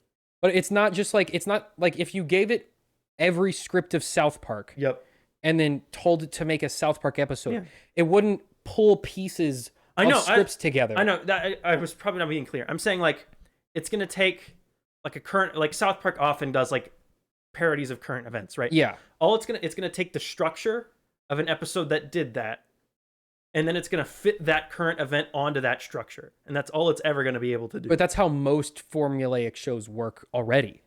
But it's never going to be able to come up with an interesting new way of doing that. It's just going to keep doing that same thing over and over again. And once we do everything generated by AI, it's never going to have any new stuff to take, never have anything that's true. No, new to input on other than old AI generated stuff. This will eat itself. It's going to cannibalize itself. But in the short term, it will make a lot of money. In the long term, right? In the short term, it's going to work fine because they'll be able to crank out some stuff that feels like stuff the audience is familiar with. Yeah. But then after a couple of years of AI just recycling AI-generated stuff into more AI-generated stuff, it's just going to end up spewing the exact same thing out over and over again because all it has to go off of is what it's already done. But that's, to a degree, what studios are already doing. But like a writer, right? Yeah. Can have an interesting take on something. They have life experience. They have what they've learned from other people. They have a million things in their brain that is subconsciously influencing them. Yeah. The AI doesn't have that. Well, no, okay. It's not experiencing anything. It's not experiencing things the same way humans do. But it is learning from those experiences that humans had. But it's learning as a computer. It's learning patterns. It's not learning emotions. That's true, or but feelings, or what that oftentimes, or why it's not learning why anything goes there. It's just learning that it does. That's true, but that doesn't. That is enough information to create a story, something serviceable, but it'll never create anything good. It will never create anything with all that. Like, remember a couple months ago, all the AI generated Wes Anderson stuff that was coming out, right? Where people were like, generate me Star Wars, but Wes Anderson. All that it was doing the 4:3 framed still shot, right? Yeah. It was just doing that over and over again, but it never knew why it was doing it. It was just doing that. No, because it does what it's told. Exactly. It's just gonna. It's never gonna like be autonomous. Yeah.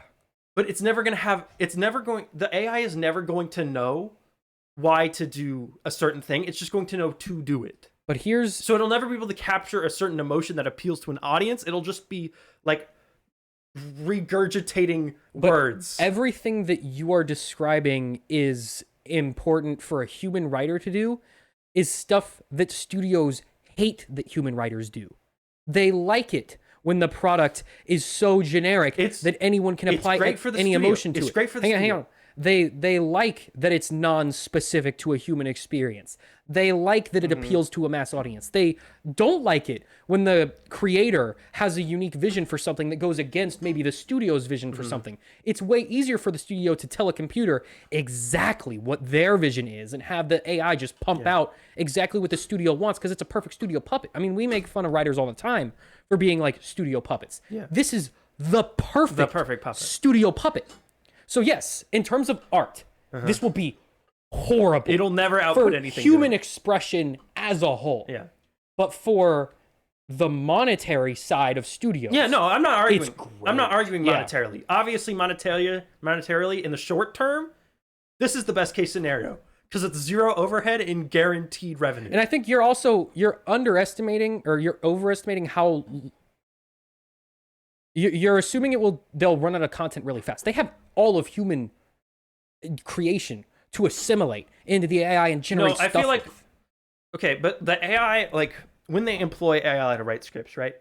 The person inputting the prompts into the AI, all they're going to be end up doing is making franchise movies, right? Yeah. Because that's all the studios care about. Yeah. The studios are going, okay, well, one, we're not making movies with human writers anymore, so no one's going to bring us scripts.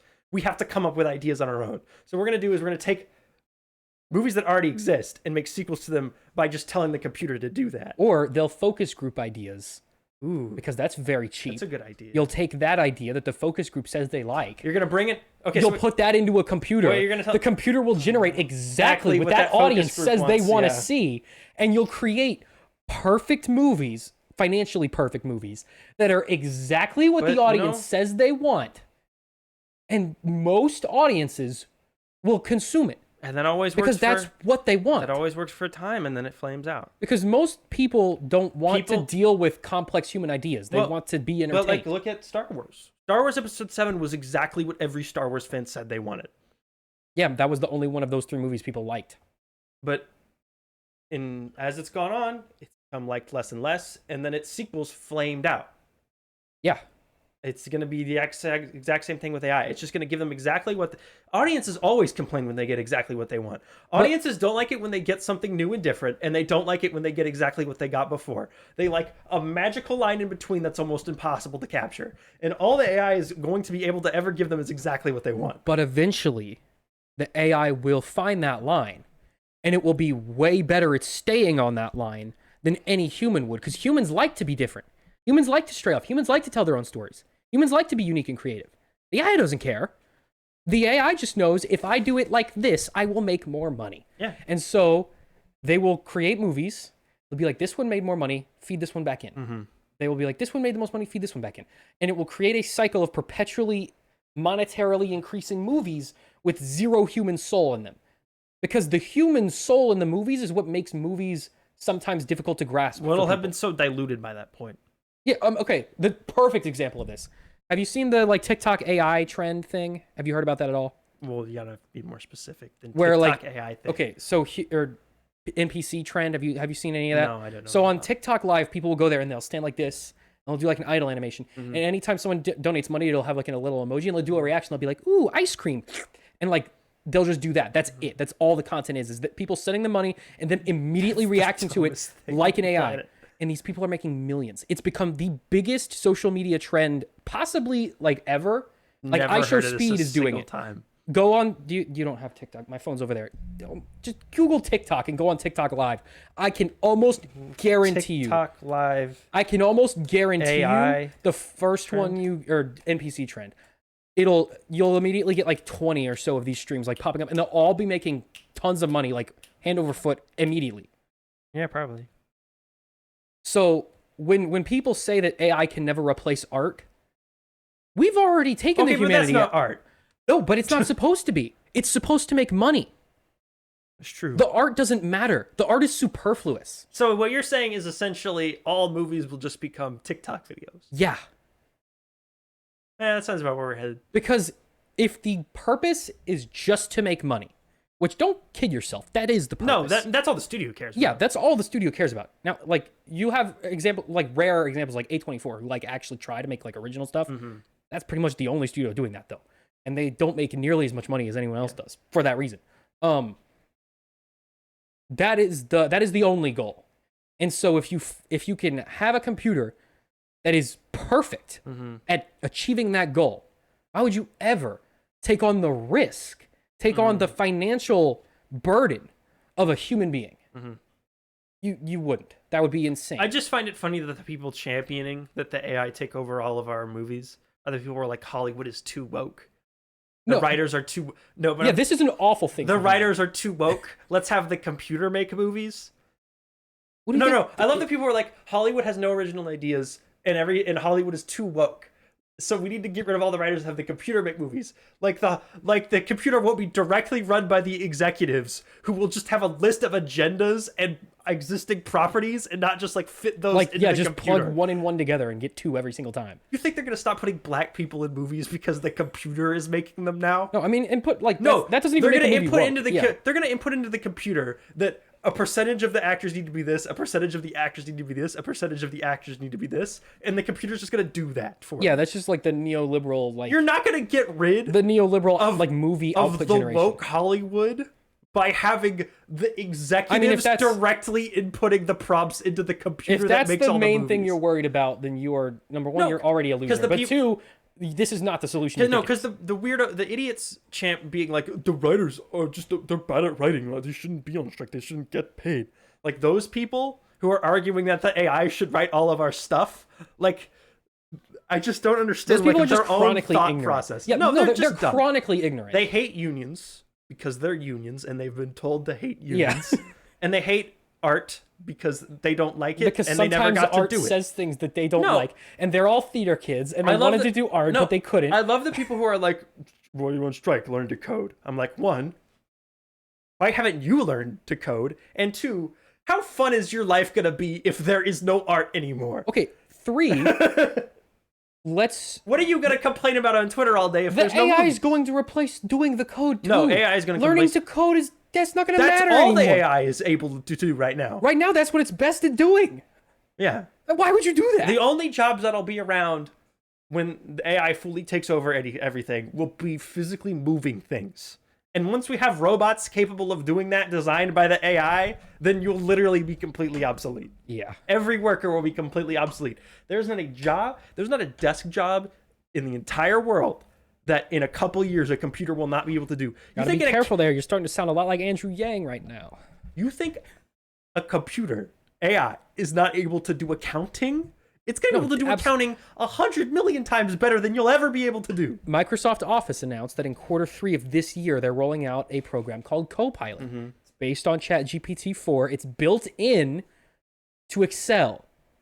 It can do and calculate anything you can do or want to calculate in Excel. You know what like 90% of middle management office jobs in America are?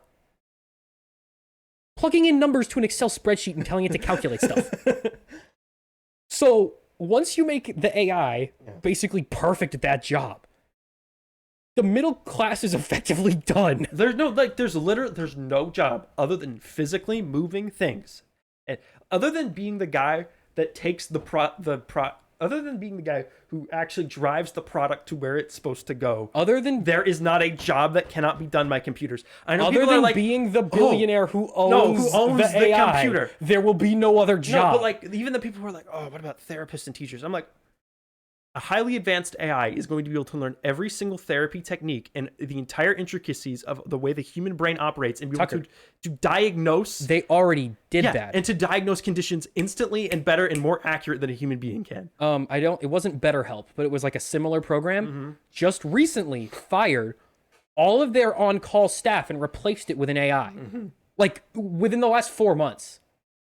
Yeah. Like that thing you just said, it already happened. Teachers. An AI knows everything, everywhere, all at once. You think Joe Bob, who teaches history in high school, guess what? We don't need you when the computer knows every single fact about history down to the second that it's being discovered right now, as well as everything about everything else and exactly every single technique for dealing with children. Not only that, but let's get even scarier. Let's take the TikTok algorithm and combine that with the teacher algorithm. It now knows everything about you and the exact most perfect way to teach you information. Yeah. So not only will it know more than all the teachers, but it'll know how to teach you better than all the teachers. Yeah. The people who argue that like we should all be replaced by AI, it's like, I don't. Other than... Well, it doesn't matter what they argue because it's happening. No, okay. It's going to happen. It's happening right now. The only thing that's going to be able to stop AI is AI being sued. No, it's World War III destroying human infrastructure up until this point. No. That is it. Yeah. That's the only thing. The only people with the jobs... Or maybe Tom Cruise with his magic key. Maybe he can do it. If we let the AI take over... Spoilers, I guess. The only people with jobs will be the people who own the AIs. The billionaires who own the AIs that control everything. That's it. Because everything else will be run by AI. You know how we can't figure out self-driving cars, right? Because we can't calculate the inputs of the behavior of other drivers, and that's the reason. So, guess what? When all those cars are driven by the AI, it won't matter because all the AIs talk are to each other. Entirely predictable. Then there won't be need for human error. Then we won't have human error. Then that won't have to be calculated, and all the cars will drive themselves. All the airplanes, all the air traffic control. When the computer memorizes exact flight patterns and knows all of them simultaneously, we won't need the air traffic control man, and all the airplanes will be able to fly perfectly fine. Yeah, without need for people. There is not a single job that is performed in the world right now, again, except for physically lifting things and moving them. And owning the AI. And owning the AI that cannot be done by a computer. And when they figure out... Or will not in the very near future be able to be done by a computer. And when they figure out a way to get the robots to be able to move the things and put things together, then you won't need the people anymore at all. And then you have either... This is just Terminator. This is why I brought up Andrew Yang. You have one of two options. Either everyone dies homeless or the government does like UBI. Those are the only options at that point. Then someone has to step in and stop them from using the AI. Yeah. But that's never going to happen. That's never going to happen. Because the AI will know that they're going to try to do that, and it will have already told its executives exactly how to go around by money, and when the money is best when there's the money AI, becomes smarter than the humans, you lose the only thing game. that would stop that is that everyone would be so poor that they wouldn't be able to afford any of the products being manufactured, and the companies would no longer be able to function. Yeah, that is the only way. Yeah, that's the only way that the AI stops. That's the reason why people... I know everyone's... It's controversial political. I know everyone hates capitalism, and everyone's like, "Oh, capitalism is going to ruin the world." No, that's the end of capitalism. Is that capitalism itself can't, like, everyone being poor stops capitalism from working. So the fact that like capitalism, people think that's like where we're driving towards with capitalism, like that just inherently doesn't work. Well, because when everyone is too poor to be able to buy the products, then the companies that make the products will no longer be able to function. So they need everyone to be at a point where they're not poor enough to be able to purchase the products. They have to get to that point first. So humanity has to get as close to dying as possible for them to get to the point where like it can function properly. And I, for one, can't wait. That's gonna be so cool. We pretty much can't wait to live in that world. We pretty much already rolled into the actor strike stuff, so we'll just keep going with it. Bob Iger, who we talked about earlier when he was at his billionaire summer camp giving that interview, he said that the strikes were very disturbing to him, and that the industry just hasn't recovered yet from COVID. Oh, but we do have the $5 billion extra dollars to put in there. We have that. By the way, he just got a contract extension to 2026. He's going to get $50 million a year. Yeah, well, we have enough for that. But by the way, you can't play the writers, though. The writers' pay has not increased since 2009. Well, no, we can't increase that. No, Bob Iger needs his new yacht. Sam, How are they going to buy more yachts? How is he going to get to his billionaire summer camp if he doesn't have the $50 million raise? Think, guys, think. Come on. Studios are losing an average of $600,000 per day on each production that is shut down due to the strike, which is all but like 5. That's the point of a strike. I'm just saying. Yeah. And I'm not saying like a day, like total. I'm saying like every production that is stopped right now on average is losing $600,000 each. Yeah. A day. That's the point of a strike. If you want to learn more about the strike, Dan Murrell on YouTube, he's a great movie critic. He also does box office analysis. Mm-hmm. He's a lot of what I look at when we do any sort of box office talk on this show. He made a great video about the SAG-AFTRA strike. I'll probably link it in the description of this. If you want to learn more about the strike and what they're striking for and how this is all playing out. And another thing I wanted to address, there was a lot of controversy going on around, mainly because freaking Straw Hat Goofy was being goofy on TikTok and made a silly, goofy, funny video explaining why he was like just kind of ignoring the strike, which was weird. I don't know why he did that. He just anyway. Sam, you want to know the real reason why he did that? Because clicks. Because the studios give him a lot of money to promote their stuff, and he said he got to say nope. Weirdly enough, he's on the side of the studios. Well, he's not on the side of the studios. He just said he's going to keep doing. He's remaining neutral. But I wanted to talk about like our place. In this in this environment. Journalists, for the most part, have been permitted by SAG-AFTRA to continue covering. And film critics have been permitted to continue reviewing movies. I consider what we do closer to that than promoting studios, because actually we kind of do the opposite. We crap on them a lot all the time. We do whatever the opposite of that is. Yeah, and I feel like we're gonna keep bringing up the strike as often as we can, because I do think not as often as we can, because that'd be a really boring show. But as often as it's necessary. There's not gonna be a lot of updates, because it was reported a couple weeks ago that the studio's plan is literally not to negotiate until the people are poor and losing their homes, and then they have to come to the table. Yeah, very cool and normal behavior. I think it's important to. I think it's fine that we keep reviewing movies. We talk about the movies, why they're good, which is because of the people who are on strike, the actors and the directors and the writers, the people who are the ones who are at the bottom of the totem pole here. I think it's important that we talk about them. These movies are not good because of the studios that greenlit them. No. They are good because of the people that made them, and I think that's important that we keep talking. And often, the movies that are bad because of the studio input and the control that they have over them. That is often one of the main contributing factors. And we're going to keep talking about news. Obviously, it's probably going to keep slowing down as we get further into the strike. Don't be surprised if we focus more on like video game news. Yeah. That's probably going to increase as this decreases. We have no intention of ever being a member of SAG, so I don't know if we're violating any rules or anything, but we're going to keep doing what we I did look this up because I didn't want to cause problems. But yeah, as far as like journalism goes, which again, I don't consider us journalists, but I do think I consider us media regurgitators. Yeah, like if you compare what we do here to another job, that would probably be the closest comparison, is like media review and journalism. We're discussing news. Yeah, we're news aggregators, pretty much. That has not been condoned by SAG-AFTRA. Also, I do want to say, why are you telling like creators and can't do? That's weird. Like a union, you don't have anything to do with that. I think it's because a lot of the creators in like the movie space have relationships with companies that produce stuff. But I think it's weird to punish non-union members for like their choices outside of being in the union. I think that's a little weird. I feel like I understand why they're doing it. Yeah, I don't think it's a malicious thing. I think it's more like we need everyone to not do this so that this works. I am not a fan of being told by outside bodies what I can't do if I'm not a member. No one watches our show. This doesn't affect anybody. I think we're fine. Yeah. But yeah, also more stuff. Again, I'll link that Dan Murrell video in the description. He's all of his stuff's great. You should watch his stuff anyway.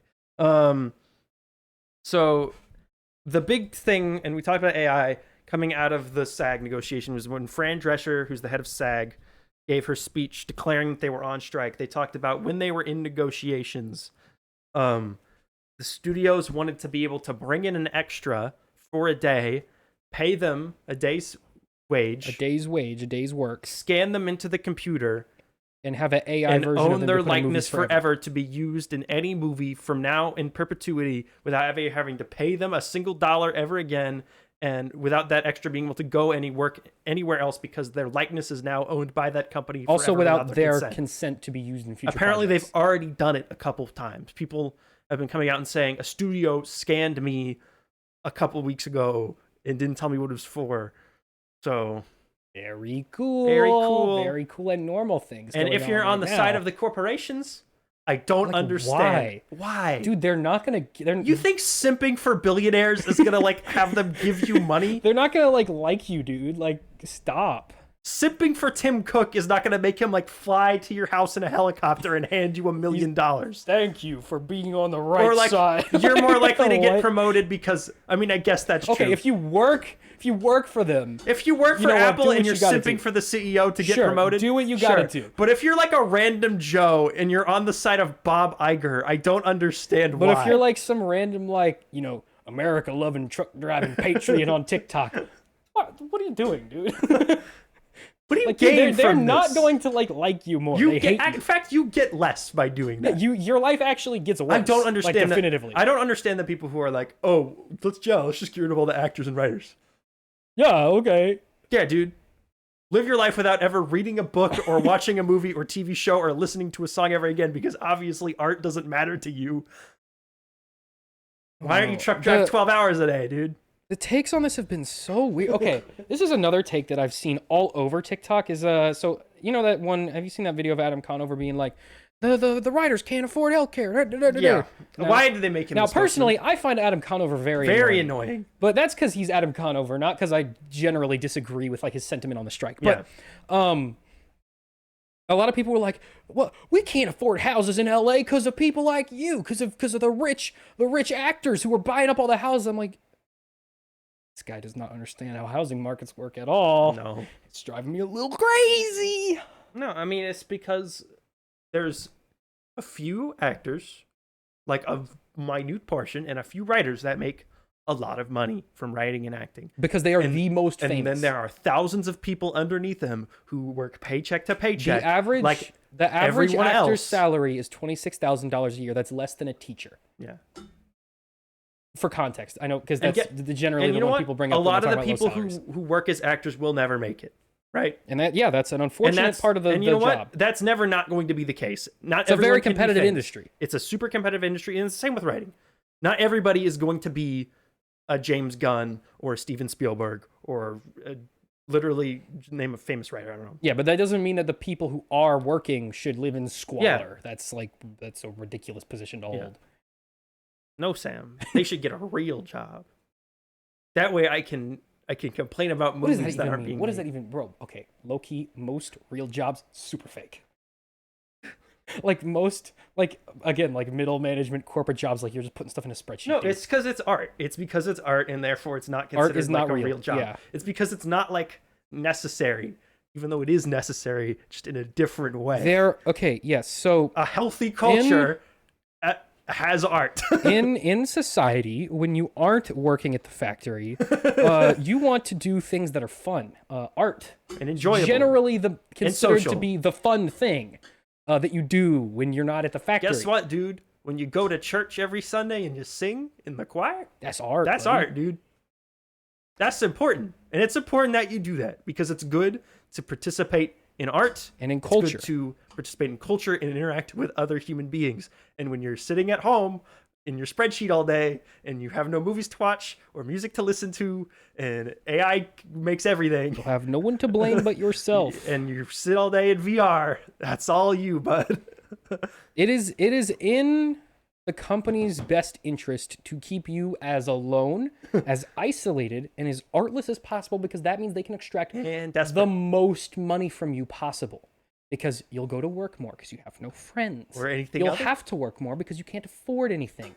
You will have nothing fun to spend your money on, so you'll spend it on the corporate products that they release. They have an incentive to keep you miserable. So don't let them make you miserable. And the best way to not be miserable is to participate in society in a healthy way. And part of that is not letting them destroy society, which is they are actively that is trying their active to do. goal. Short-term profit drives societal collapse, and then when they get to the societal collapse, they panic when the profits don't come in. Again, I want to say it's not bad to want to make profit or want to make money. Oh. It becomes an issue when you are making it at the expense of humanity. Yeah. That's when it becomes a problem. problem. You are actively ruining the global culture. Because now you can make a couple more dollars from your Transformers movie. Maybe there's not something good going on. Maybe you need to think a little bit about how this is going to affect you 5 years from now. If they give the writers everything they want and the actors everything they want, you know how much less the CEOs will make? The same amount. They will money. make the same amount of money, and everything will be just fine. Maybe they make a little bit less, but generally speaking, Netflix is spending $5 billion a year on random crap. I can't wait to see Witcher Blood Origin 2. Just maybe. Or Extraction 4. No, and it's not even that. It's not even that the writers are like all of a sudden being like, we want $200,000 more a year. Most of what they're asking for is just stuff they had before that has gone away. Yeah, they just want it back. They just want to not be replaced with Hollywood robots. was already functioning fine when they had that because they had it before. Now, I also have seen a lot of very dumb takes from people who don't understand how a streaming service operates. They don't understand that it is actually actually just not profitable for the most part at the moment. They do not understand that. No streaming service is profitable except for Netflix, and Netflix isn't even profitable because they choose not to be. Yeah, okay. There are some cases like that where they are choosing not to be profitable. But however, HBO Max and Peacock and Paramount Plus and Disney Plus and none of those are profitable. None of those make money. They're all burning billions every single year. And it's not difficult to figure this stuff out. Just do a little research. Maybe read a little bit. There's guys. Fun fact: all those headlines you read every day, sometimes written by writers. No, they got articles. Part of them. Sometimes there's more words than just that one sentence. Yeah, more than just the headline. Okay, is that it? Let's give an update on our chart. We haven't done the chart in 2 weeks. So, we're recording this again before Barbie and Oppenheimer, which will definitely be on the actual list before in the next episode. So right now, Sam, me and you were both horribly wrong. I think I've been more right. You've been more right. I have been more wrong. Neither one of us had the number one. In fact, none of us were close to what the number one is and probably will end up being. Spider-Verse is number one. That was a total dark horse. We both had that at number 6. I think that movie I think we underestimated it because it was animated. I think we underestimated it because it was the only great movie. Other than I liked Guardians a lot, but I feel Spider-Verse was better received, I think, by the general audience, and I think we didn't expect that to connect with the audience as much as it did. Oh, okay. So they can't really see it very well. Either put it next to you or next to me. Better? Yeah, now I can see it. Okay. Careful you don't bump the TV. Yeah, I'm gonna back up. I'll probably be off camera, but as long as you can see the. Well, no, you're in camera. You have a lot of frame to work. Okay, you can back up a lot. So yeah, I had Indy 5 at number 1. That was stupid. It's probably gonna end up. It's probably gonna end up exactly where it is. I was only one off for Indiana Jones. So it'll either end up at 5. Actually, no, it'll probably drop. Barbie will probably make it up there. I don't think Oppenheimer will probably make as much. I think Oppenheimer will probably be around 5 there. You'll probably see Indy 5 at somewhere at 6 or 7 by the end of the summer. Transformers has performed way better than I thought it would. Neither one of us, I think, had it on our top 10 at all. Yeah, I just honestly forgot it even existed. I probably would have put it on here if I remembered it. Well, I was thinking people are just so burnt out on Transformers, but it's actually held really well. When I made this list, I just actually forgot that that movie was being made. I think and I've talked to a couple people, I think it's actually done pretty well with the kids. That's become a one that they actually like. Because it's just fun. Transformers smash, go boom. I had The Flash number 2. We're not going to talk about that. The Flash, by the way... I was only one off on The Flash. The Flash, by the way, won't make the top 10 of the summer. Probably not. I doubt it. If it does, it'll be the number 10. But right now, I'm only one off. Or now it's number 8. It's made less than Elemental, and it'll make less than Elemental. Elemental has topped Elemental has, bizarrely, the Elemental kind of recovered. Elemental has held really, really well. but it's still not It's profitable. their second highest grossing movie since Frozen 2. No, it is their highest grossing animated film since Frozen 2, but Yeah. that's because literally everything else they've released since Frozen 2 has done so bad. And Encanto came out. But that didn't do well in theaters. Yeah, that blew up on Disney Plus. Guardians 3 is... If Barbie blows up, I got Guardians 3 also then Guardians exactly 3 goes to number 3. But if Barbie is just like really good, it'll probably end up where Little Mermaid is now at number 3. Oppenheimer, I think, is probably going to end up on the lower end. Wait. I had it at number 10. I think there's a good chance it ends up at number 9. If Barbie ends up being 3, I will have 3 of the top 5 exactly right. That's true. You had your big thing was just putting Fast X at number 1. Yeah, because I just assumed it was going to make a ton of money in China. Yeah. But then you said we weren't doing China. doing domestic. I mean, Fast X is still in the top 5 for now, but it won't be at the end. It definitely won't be after Oppenheimer and Barbie. Yeah. And everything else. Sound of Freedom has been a surprise hit. Yeah, that was weird. That's I mean, every now and then we get one of those. It's a.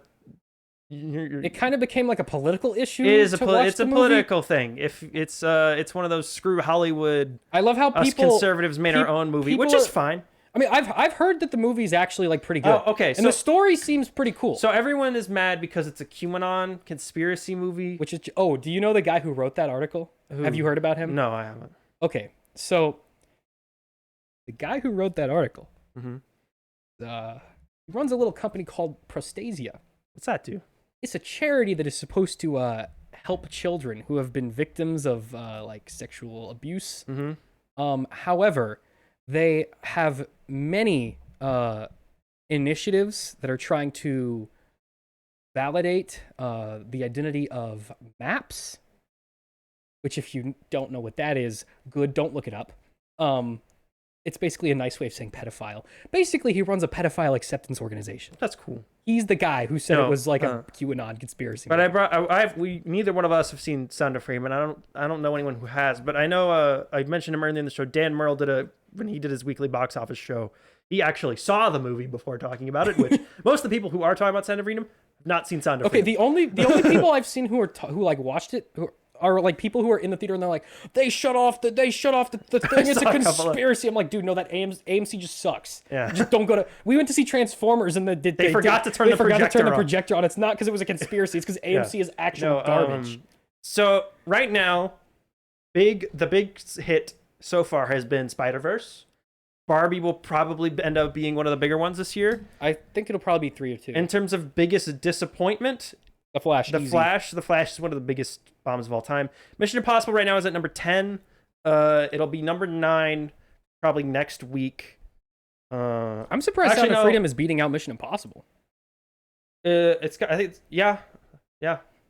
crazy. That's kind of crazy. But it won't in the long haul. Mission Impossible. No, it's gonna flame out. Mission Impossible has good audience scores. It opened.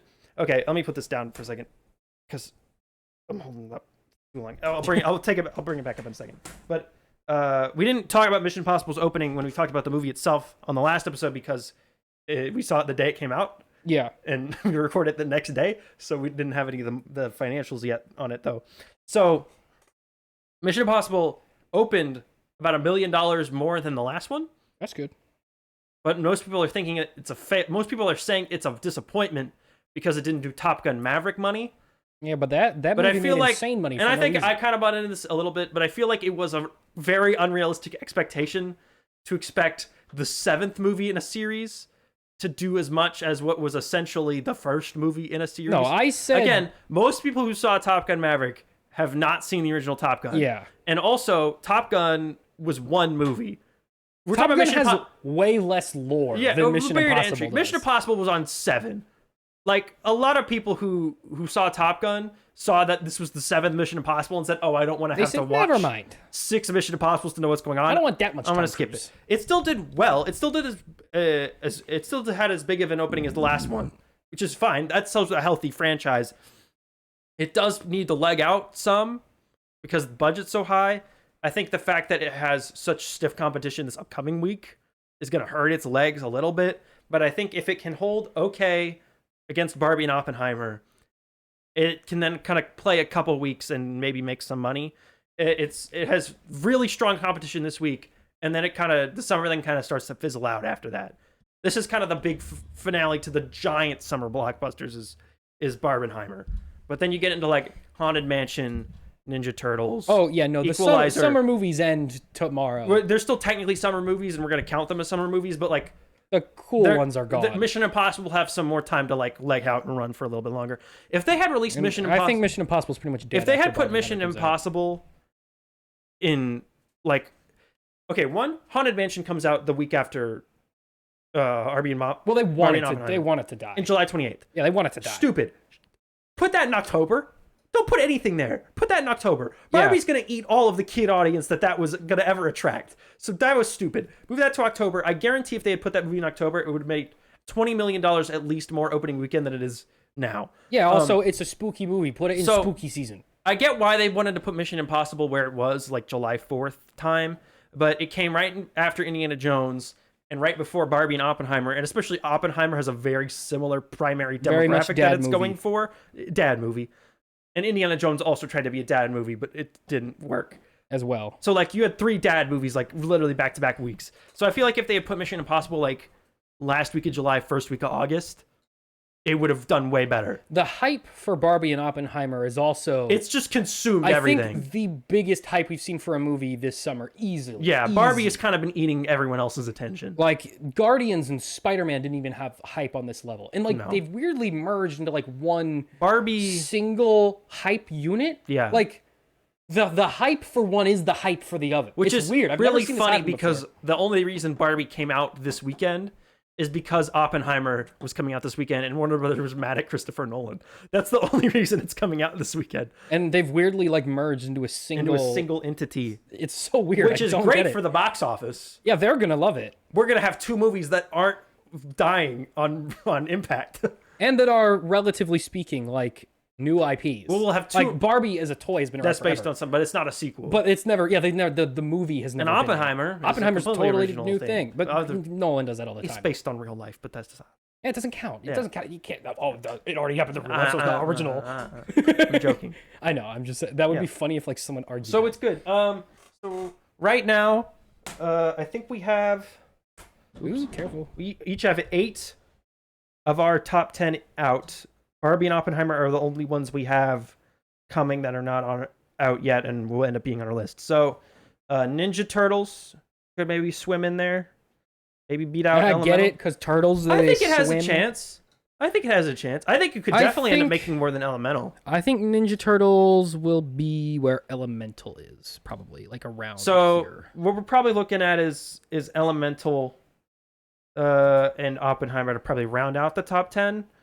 And then everything else is just kind of going to stay where it is. These 3, I think, will drop off. I think. Oh, no, Mission Impossible stay up there. You'll definitely. I don't know. I think once Barbie and Oppenheimer, I don't think anyone's going to be going to see Mission Impossible anymore. I think The Flash and Sound of Freedom will definitely drop out of there. That's no question. For sure. Yeah. Those are going to go. 100%. You won't see those. I think Mission Impossible will probably end up making. I mean, it opened bigger over. So Mission Impossible opened over on a Tuesday. So you kind of have to count Tuesday through Sunday as its opening weekend because a lot of people would have seen it on Friday, just saw it earlier in the week. Yeah. So, I mean, its 5-day opening was better than Indy's opening weekend. So I think you could maybe see Mission Impossible end up doing better than Indy 5. I think there's a chance that Mission Impossible ends up behind Fast X in front of Indy 5, and then Elemental through Sound of Freedom drop out completely. I think there's a pretty good chance that happens. Yeah. I feel like we're definitely, other than The Flash, each of us is probably going to have 9 of the 10 movies on the actual list be on our list. All of our placements are completely wrong. You had Guardians at 2, which is actually correct. I had Guardians at 3, which is interesting. Anyway, we'll definitely talk about the box office more in our wrap-up show in September, but that's kind of a quick update on that right now.